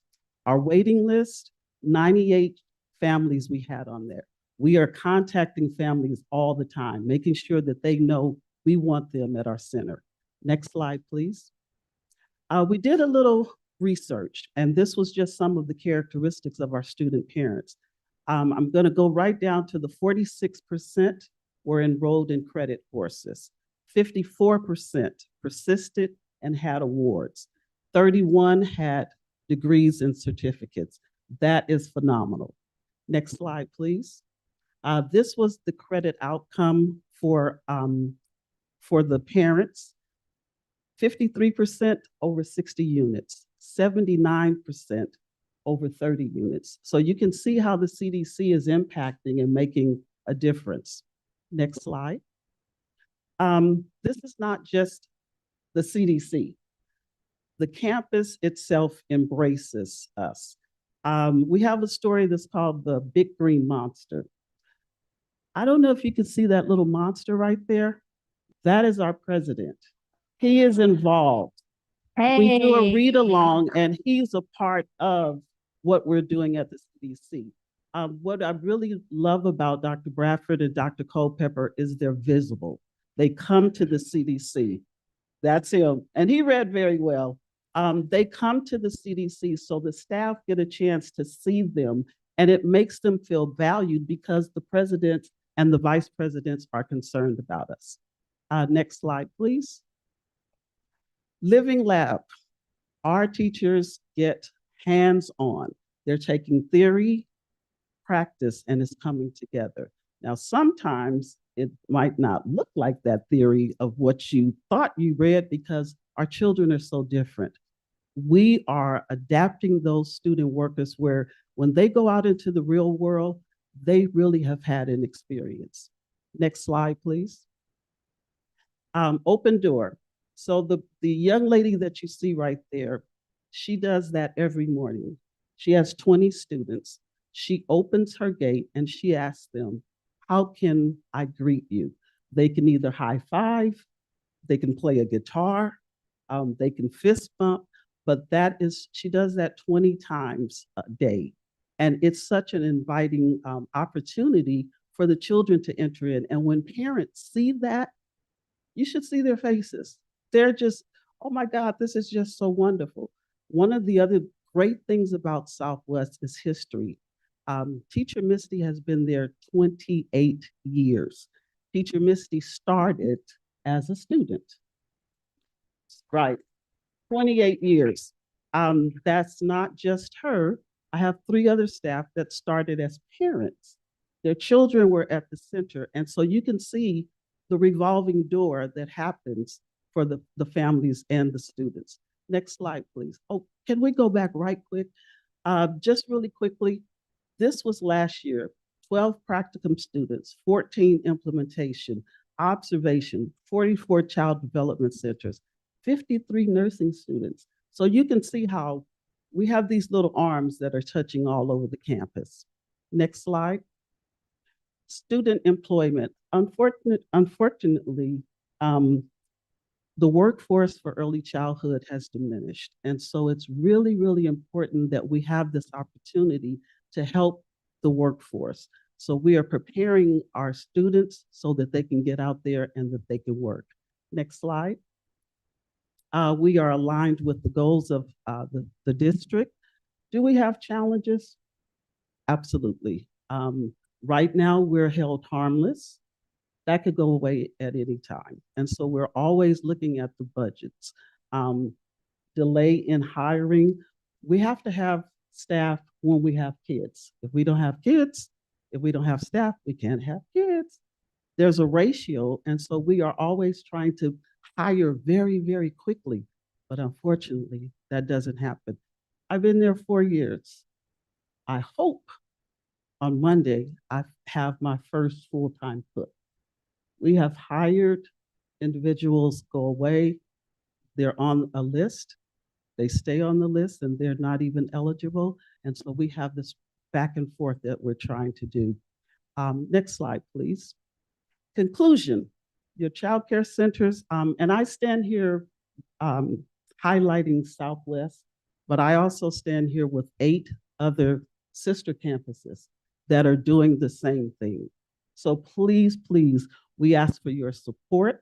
We ask that you would continue to just push and encourage us because we're out there working. It doesn't matter. They say my title is director. There's sometimes I'm the cook. We cannot not cook for 90 kids. There's sometimes I might have to mop because even though M&O may be coming, it's a safety hazard. And so all of the directors, we do what needs to get done. We thank you. Can we have the next slide, please? We thank you because we are all running a race. Jocelyn is she's our fitness person. And so she has all of us on a wellness plan. We're on a wellness plan. We do mindfulness, but you see how that interaction with those children, that's what we're looking at the future. All those little cougars, one day they're going to be here. We want them to be big cougars all over the district. Thank you so much.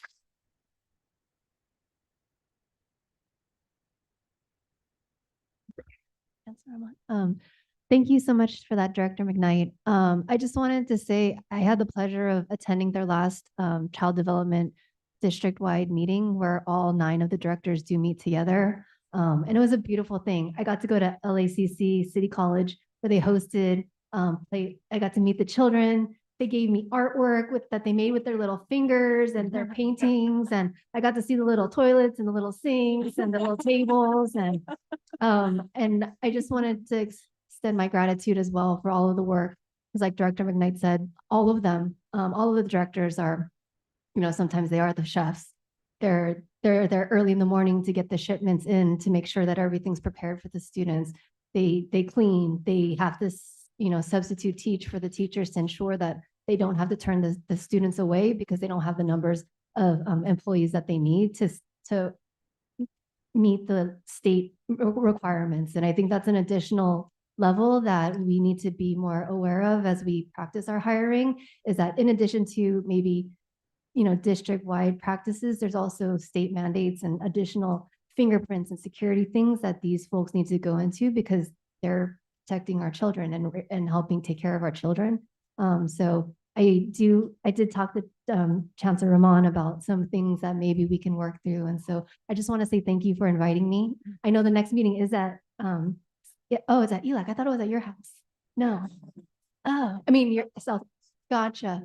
Oh, but yeah, I mean, I would encourage all of us, if we haven't been to see one of them, the facilities are amazing and they're beautiful and they support our employees, our students, our local community. And it seems like a direct return on investment just for our, our enrollment, our population, and we just have to support these programs. So thank you again for inviting me. I had a wonderful time. So thank you so much.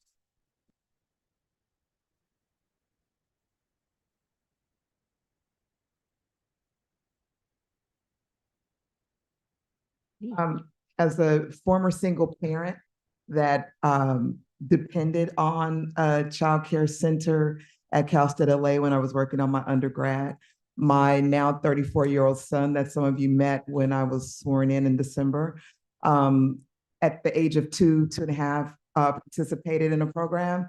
And he still remembers his time when he was in college.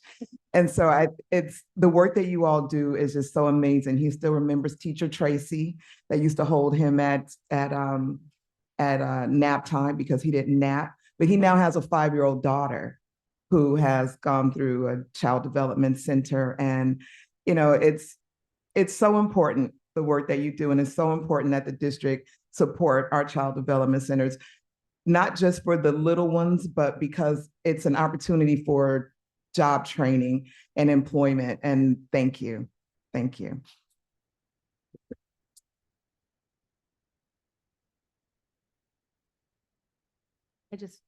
On that note, I remember going through one of the CDCs last year and hearing the statistic that the community colleges are the #1 trainer of early child professionals and educators. And that has always stuck with me in a time when childcare is so expensive and we need more folks in the industry. And there's definitely issues with making sure that early child care professionals get paid what they deserve. I just really think that what we're providing through our CDCs throughout the district are just such a shining example of what we could do if we expanded that across the board. So thank you so much. So thank you so much for the presentation. And I just want us all to remember, like, we're all basking in the glow of this wonderful presentation. And I think we all support our child development centers. Oftentimes they run in the red. And so as a board, it's really important for us to remember that when it comes time to making sure that our colleges are fully funded and that our priorities are in the right place. Because when push comes to shove at the end, oftentimes, I'm just going to acknowledge, it's the child development center that suffers. And so now that we are all seeing what great work we do, and I've visited many of the child development centers, I've been on the board for 10 years, so I'm really happy that you're there at Southwest. We need to remember as a board that when you come to us, we can remember this moment so that you're getting the support and funding that you need, because you are taking care of the most precious little learners that hopefully will one day grow into big cougars, like you said. So thank you. Thanks for the presentation. Yeah, I agree with Trustee Hoffman. As policymakers, we're always looking for, what could we do to improve the workforce, for example. This is a big thing we can do, to pay attention to our CDCs, to pay attention how we fund them, how the state can fund them, for example. And Chancellor Roman, it'd be great to see if there's anything we can do when we're asked for a budget request with the surplus funding from the state, to see if we can, boost our centers. And also, I want to remind us all, sometimes we can't be too tough on, board member K-12. I remember, our special ed funding. Oh, it's always encroaching into our general fund. It's like, yeah. Guess what? It's tough to have an IEP. It's tough to take care of those students that we had, that special population that we had. And this is kind of a similar situation. We can't always expect, these centers to operate with stellar, financials, especially in the environment that we're in. Also, when you look at, people want bipartisan things. This is bipartisan, like childcare. Who's going to say no to it? Whatever aisle you're in. I just want to just encourage us, as it was just said right now, to really understand that, these are crucial. It's no, surprise to some of you that, I grew up with a single mother, and I think for my mom, half of her paycheck went to childcare for the three of us. It was really that expensive, even when I was growing up. So you could imagine, which was not too long ago. I know some of you are thinking it was a long time ago. But yeah, it is, I think, one of the toughest things. So if we can provide that for, our community, that we continue to provide, it'd be wonderful. Thank you. Please. Trustee Vella, I did grow up with you, and it was a long time ago. So. One of the things about all of our colleges have a childcare center, which is to our predecessors on the board to earmark that as one of the first pieces of the bond, I think was tremendous in terms of their foresight. And we're still working on issues today, but I think people hit on it in various places. You can't have a healthy workforce without a child care program. You really can't. And I think we've sort of hold it in to think you can't have a healthy student population with the people we serve without a robust childcare center. And I think of all the good things that we do and all the ways that we've sort of looked at the program, and there's the teaching component and the service component, and those have always been complicated through the years. And like Trustee Vella, I definitely am agreeable. Sometimes this is more than just a budget question. It's a basic right. It's a function of our society, which is something we don't do well here. Because middle-class families struggle with after-school care and childcare. Working families, it's amongst the most challenging everyday things that happens in Los Angeles and throughout this country. So the fact that we can have these centers and do this work is really critical. I did want to sort of add that in our housing conversation, I know we've spent a lot of time with students, but students with families, I think that to call out and to see what in our housing program, I think we've identified it, we've talked about it, but to see how it is interwoven and interconnected with our centers here, I think is an absolutely critical strategy. It's to be honest, I think sometimes I would always say as a kid growing up, because my parents had to work, and when we were in school together, I loved being in school all day long because of all the activities and all the, it was a safe place. And so those moments, I know set us up for success, and I think set plenty of thousands of people up for success as long as it's done with the care and attention that allows things to be done in a smart way. And so I think, if there's any way that, I don't ever view it as a handout, it is a hand up. And then as soon as things are stabilized, it's incredible how it moves. But I will say, because when you see the parents struggle, the kids understand and witness it, embrace it, and that creates the culture of let's get through it together. So thank you for the presentation. I really appreciate the enthusiasm that you had there. It was great. Sometimes our meetings drag on a little bit, but that presentation was fantastic. And to know, each of the colleges, and I've had a couple in the IESS committee too, of Chuck. Each and every single time the professionals that come forward and the educators that come forward, they come forward with such joy and passion. It's incredible. And so if there's more to do, Chancellor, I think, across the board, let's figure out the strategies of where we can be that district that goes above and beyond for our children and our parents. Just really quickly want to add that as we move forward, I know, I want to thank Trustee Hernandez and Dr. Sata and you, Chancellor, for the first round of our student housing.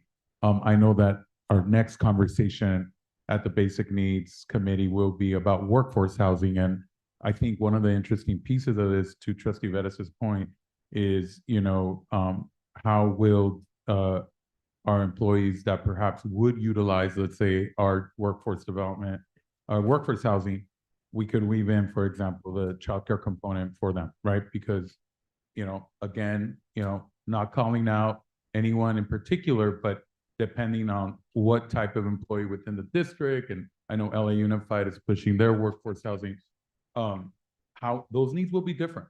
They'll just be different across the board. So we have to be cognizant that we have not only student parents, but we also have workforce, parents on the workforce. And a lot of the times, I've been sitting next to my trustee, Miss Trustee Andra Hoffman, for a very long time. And I can tell you that she's always tugging on me about how we really need to increase our funding and protect our CDCs at our campuses. She's been very vocal about it.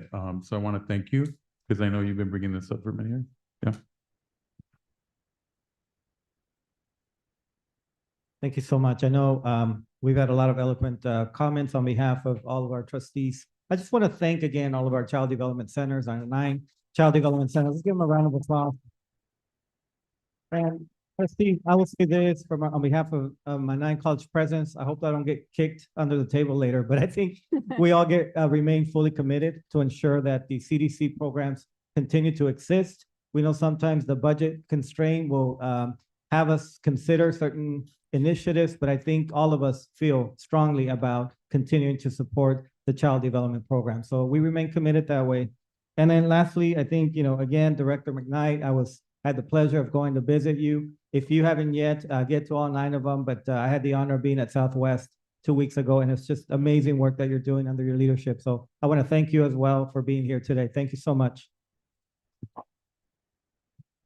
The last comment I have, and I'll conclude my report, as you know, we are getting additional support for human resources. We have hired somebody that will step in on a temporary basis to help us while we recruit for the Vice Chancellor of HR. And I'd like to actually ask him to stand up and be recognized. It's Dr. David Romero. Welcome to LACCD. And with that, I conclude my report. Thank you so much. Thank you. Thank you, Chancellor Rahman. Any discussion from my colleagues? Okay. So thank you again, Southwest College, for that beautiful presentation and all the work that you're doing. So now we will go back to the agenda, combined consent calendar. Consent calendar items. We now have for review the combined consent calendar for item L1 through X11. These items include consent calendar for Human Resources, Personnel Commission, Academic Affairs, Student Services, Budget and Finance, Business, and Facilities. May I have a motion and a second to adopt the combined consent calendar for L1 through X11? So moved by Trustee Hernandez, second by Trustee Vella. Any discussion or items which require additional information, colleagues? No. Roll call, please, Lupe. Trustee Henderson, Sorry, I didn't turn the page quite enough. I don't know, there were no disclosures, so we're okay. Yeah, no one disclosed, so sorry, Lupe, yes. Roll call, please. Trustee Henderson, Yes. Trustee Hernandez, Yes. Trustee Hoffman, Yes. Trustee Eno, Yes, Trustee Vella, Yes. Trustee Vettis. Yes. great. Items Y1 through Y11. May I have a motion and a second to adopt business items Y1 through Y11? So moved. So moved by Trustee Henderson, Second. second by Trustee Hernandez. Are there any items which require additional information, board colleagues? And no one had any disclosure issues, so roll call, please, Lupe. Trustee Henderson, Yes. Trustee Hernandez. Yes.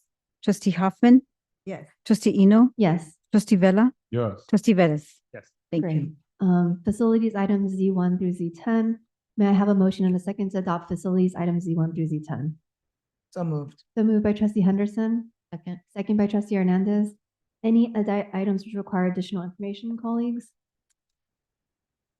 Nope, and there was no disclosures. May I have a roll call, please, Lupe? Trustee Henderson, Yes. Trustee Hernandez. Yes. Trustee Hoffman, Yes. Trustee Eno, Yes. Trustee Vella, Yes. Trustee Vettis. Great. Double A recommendations from the Chancellor, Board Policy 2430. Sorry, we're quick. So we're just discussing Board Policy 2430, Delegation of Authority to the Chancellor, second reading. Could you just give us a brief explanation? Yes, I'm going to ask our Deputy Chancellor Alba Lopez to give a few remarks on each of these. She has been instrumental in preparing these board rules. So Deputy Chancellor Alba Lopez. Thank you. So these three items were presented last month as a first read. The first is the delegation of authority to the Chancellor, which allows him to operate the district on a day-to-day basis. The second is on field trips and excursions. That's how we organize across the district to ensure that our students are safe as they are going on field trips or leaving to conferences, et cetera. And the third is our policy for student health services. There was a change in legislation on how we calculate the fiscal component of that. And so there's an update there. Thank you. Any questions or discussions, board colleagues or ladies, any of these? Or sorry, first, may I have a motion and a second on item AA1, which is the authority for the Chancellor? So moved. So moved by Trustee Henderson. Second. Second by Trustee Hernandez. Any discussion, colleagues? Roll call, please, Lupe. Trustee Henderson, Yes. Trustee Hernandez. Yes. Trustee Hoffman, Please step down. not present. Trustee Eno. Yes. Trustee Vella, Yes. Trustee Vettis. Yes. Thank you. Board Policy 4300, Field Trips Excursions, the second reading. May I have a motion and second on item AA2? So moved. So moved by Trustee Henderson. Second. Second by Trustee Hernandez. Any discussion, colleagues? No. Roll call, please, Lupe. Trustee Henderson, Yes. Trustee Hernandez, Trustee Hoffman, absent. Trustee Eno, Yes. Trustee Vella, Yes. Trustee Vettis. Yes. Item AA3, may I have a motion and a second for AA3? So moved. So moved by Trustee Henderson, second by Trustee Hernandez. Any discussion, colleagues? Roll call, please, Lupe. Trustee Henderson, Yes. Trustee Hernandez. Yes. Trustee Hoffman, not present. Trustee Eno, Yes. Trustee Vella, Yes. Trustee Vettis. Great. Item BB, notice reports and informatives. The notice to adopt 2026-2027 calendar for the Board of Trustees. Board members, there are 11 notices and one informative. No action is required at this time. Item CC, would any of my colleagues like to make an announcement or indicate future proposed actions? No. Okay. I think that was it. I was actually gonna talk about the CDC field trip that I took, but I was able to take care of that earlier. But again, thank you for the invite. It was wonderful experience. Item DD, public comments. So matters to request the agenda, to request to address the Board of Trustees regarding matters not on the agenda. The First Amendment and Brown Acts guarantee a member of the public the right to criticize a public employee or public official in the performance of their duties. However, speakers are encouraged to focus their comments on issues relevant to the conduct of the public business rather than on private, unrelated matters. Speakers are reminded that the Brown Act and First Amendment do not protect defamatory statements made which may subject the speaker to personal liability. Are there any members of the public signed up to address the board regarding matters not on the agenda? Yes, there are. So there are 11 folks. I will call the first few just so you know. They're all different topics though. So you'll have 3 minutes to give your public comments. First, I have Nathan Lewis, then Tiffany Lenoix, and Natalie Hatcher. Is Nathan Lewis?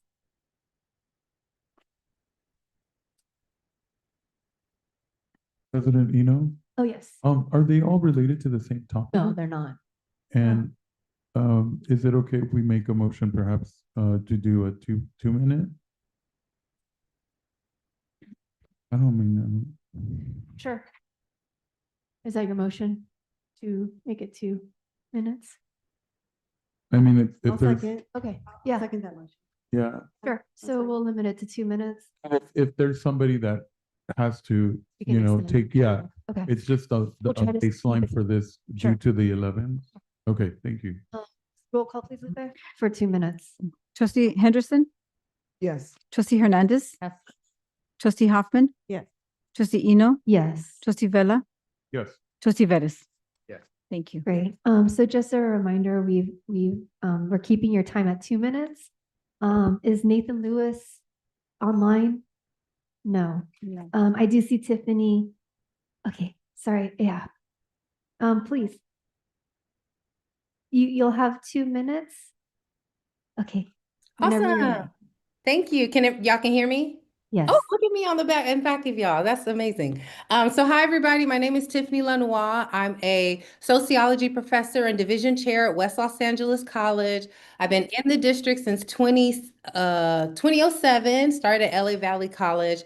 But I come before you today representing a contingent of faculty members who are becoming increasingly concerned about the political climate that we're teaching in. And so we've come together, and the mission of our group is to mobilize faculty and staff, LACCD, to ensure the safety of the college, faculty, staff, and students. We want to have institutional resources at the ready when, not if, when faculty, staff, or students have their safety or rights attacked.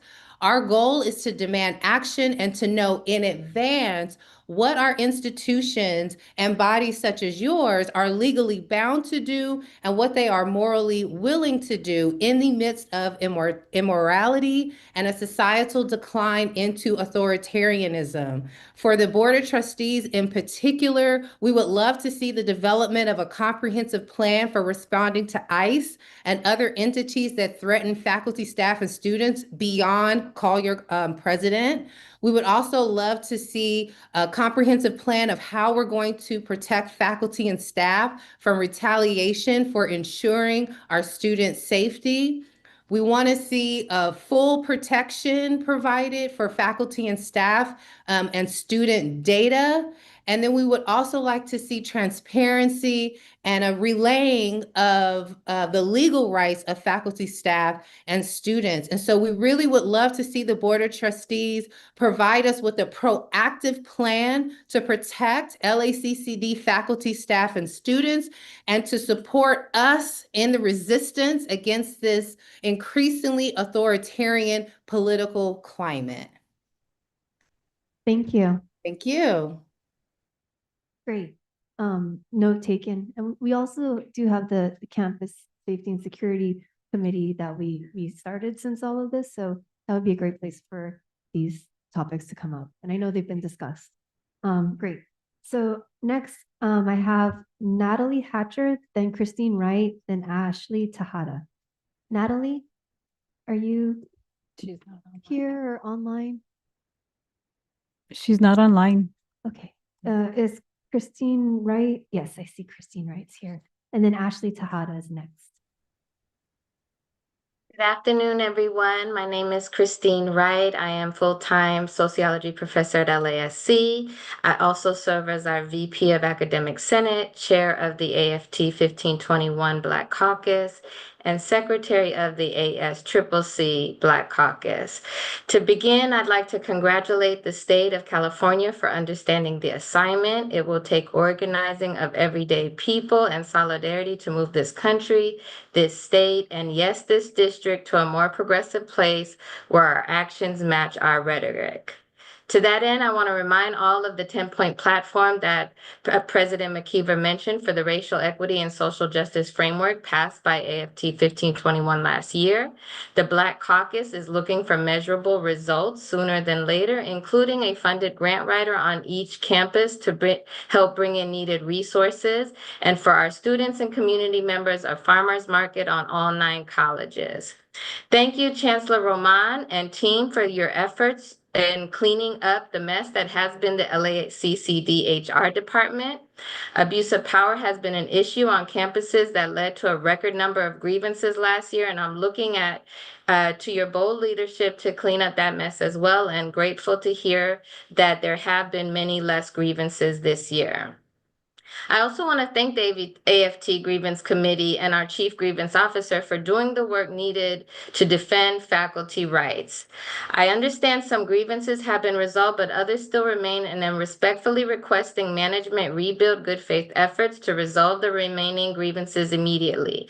There are faculty members still waiting for owed wages, and other faculty still waiting for arbitrations to be scheduled or fair settlements. Concerns remain about a toxic and hostile work environment for faculty that have exercised their shared governance and union rights at LASC.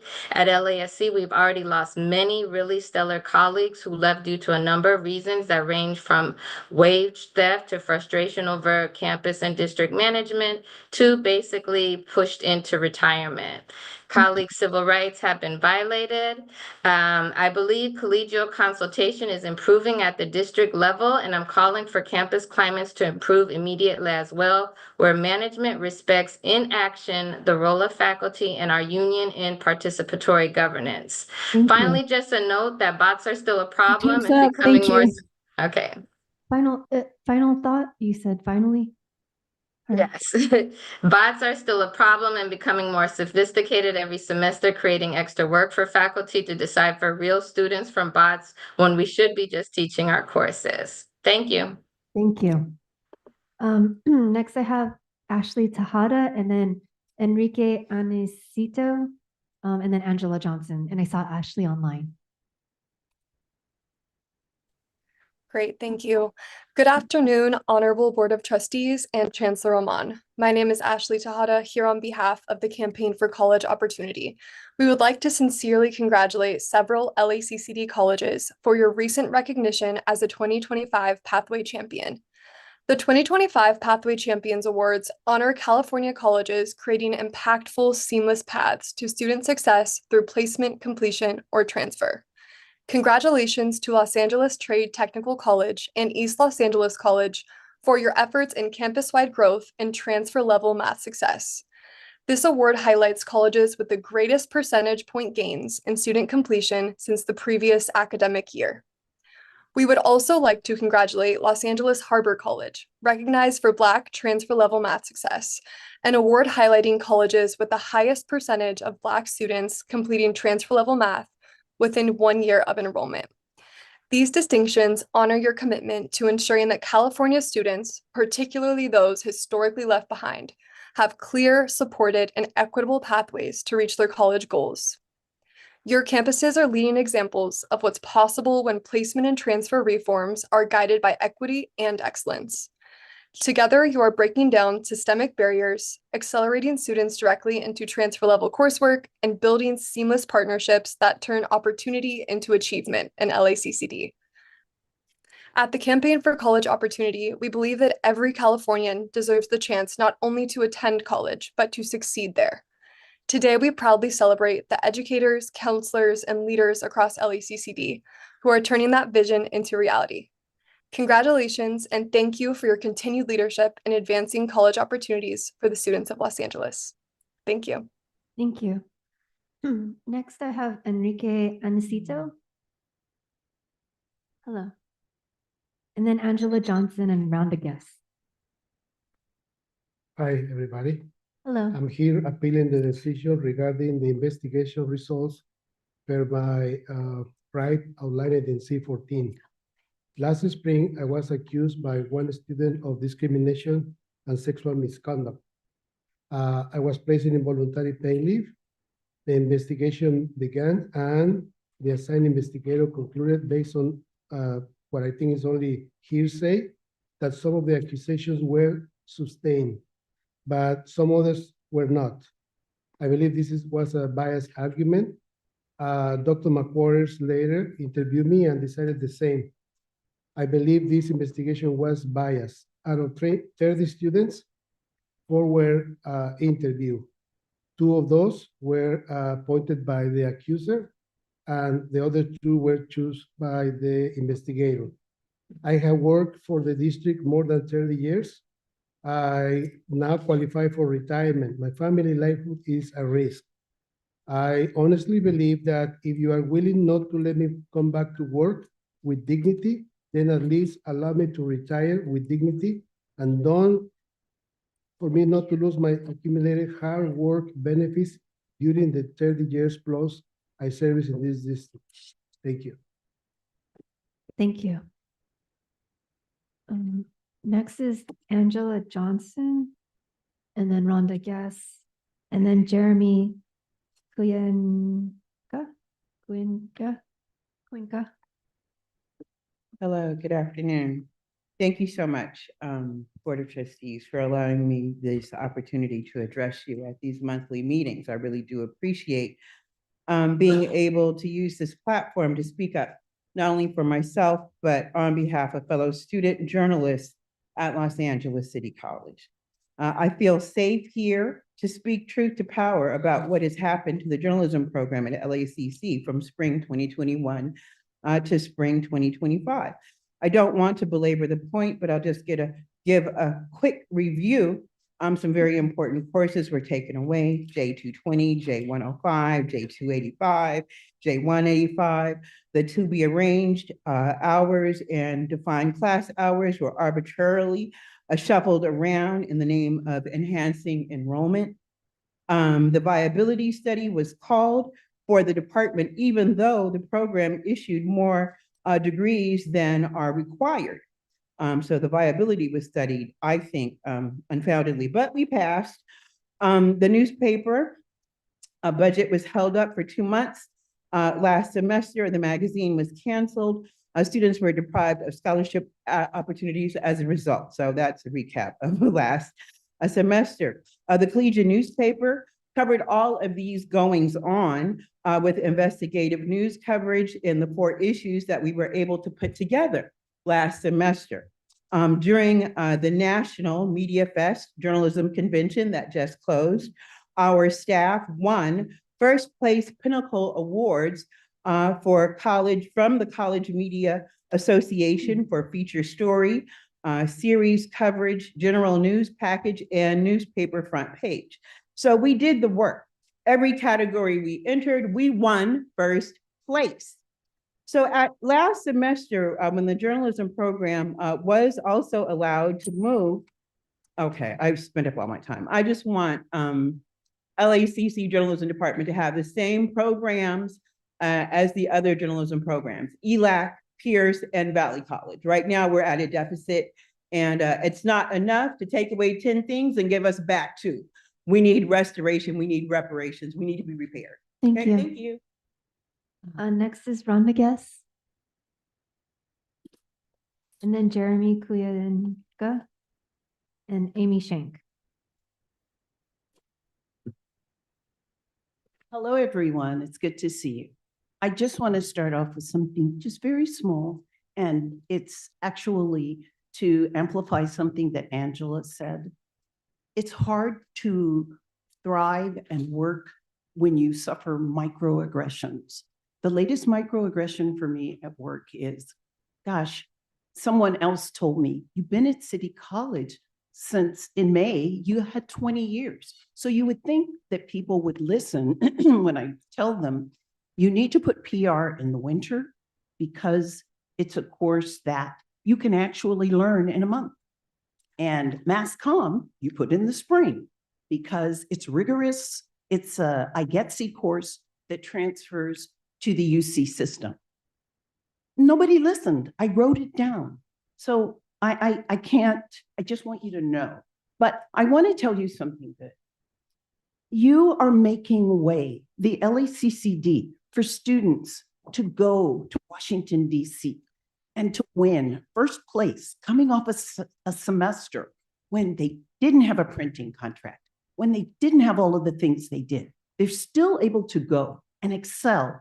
These 4 awards stand for the work of 8 students, and those 8 students, National Pinnacle Award winners for 2025 from the LACCD are Erica Ramirez, Juan Mendoza, Emily Gonzalez, Jeremy Cuenca, Angela Johnson, Beatrice Alcala, and Amy Shank, and Serena Zakash. Journalists are dedicated to what they do, but they work so hard and compete so hard to be first.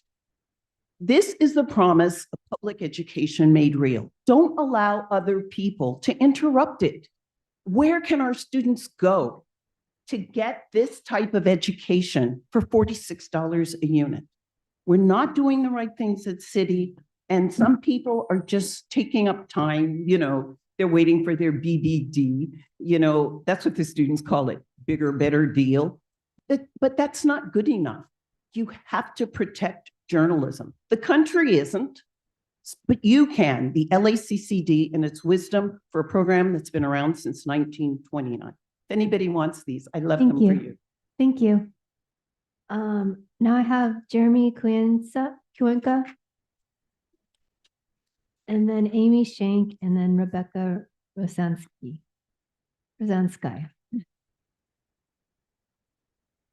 Hello. Hello, good afternoon, everyone. My name is Jeremy Cuenca. I am a student at Los Angeles City College. Sorry, a little nervous. I just wanted to say that Los Angeles City College has been a gateway for a lot of opportunities for students like myself, with a lot of programs that they have, journalism included. I myself have had a lot of hardships in life, and I feel like journalism has given me a lot of opportunities, and it's made me feel like I've been able to change my life, really. And the things that we've been able to do as a student and as students, it gives us a voice. With everything that's going on right now in the nation, it's scary to know that this voice can be taken away from us so easily. And I feel like with all the opportunities that have been offered through this program, it's good to know that these stories are from the students for the students. And it's a little scary to know that these opportunities can be taken away from us when we know that there's very few out there. We recently have been able to travel to, you know, what we call the March and March to advocate for education with the American Federation of Teachers Student Internship Programs. Me being a student journalist, being able to photograph for things that are important like that, or to win awards in media fests out in Washington, DC for the work that we do. And it's good to be recognized for this work. And it makes us feel like if we're actually able to do something. And it's, for someone like myself that has been through a lot, I feel like having an opportunity like this has not only given me a voice, but makes me feel seen and heard. And I feel like that's something that we all need today. So Thank you. Next I have Amy Shank, who's remote. Is there? No. Not here. She's supposed to be in person. Okay. She was supposed to be in person. Oh. Amy? No? Amy Shank. Okay. Thank you. Okay, Rebecca Rosansky, Sky? Yes, hello. Oh, that one's written. So I'll just circle back. She's online. She Oh. wanted to read her comment. Thank Okay, you. perfect. Yes, hello. Thank you for having me. My name is Rebecca Rosansky, and I'm the partnership officer for a local nonprofit called the Jewish Free Loan Association. Our mission is to provide zero interest and zero fee loans to people of all faiths and backgrounds. I'll say that again, all faiths and backgrounds since 1904.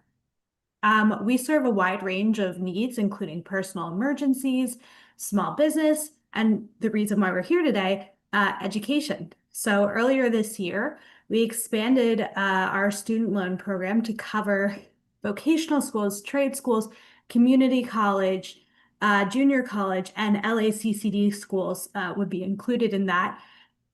We help students pay for expenses, including tuition, fees, books, school supplies, and most importantly, living expenses, such as housing, transportation, food, and any other basic needs while they attend school.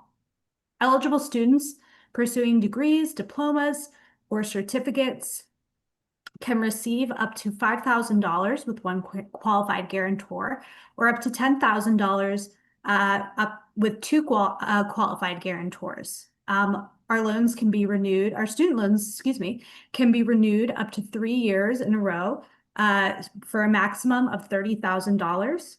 And this resource provides a valuable stopgap for students who may not be fully covered by scholarships or grants.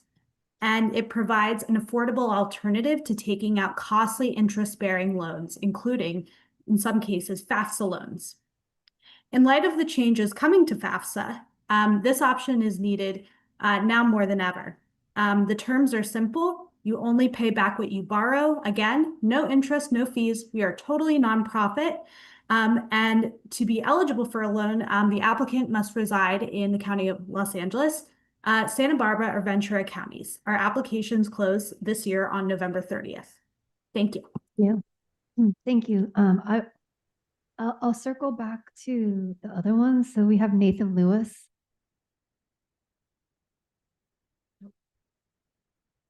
No, Nathan Lewis. And then Natalie Hatcher. No. No. And then Amy Shank. No. No. Okay. Okay. So.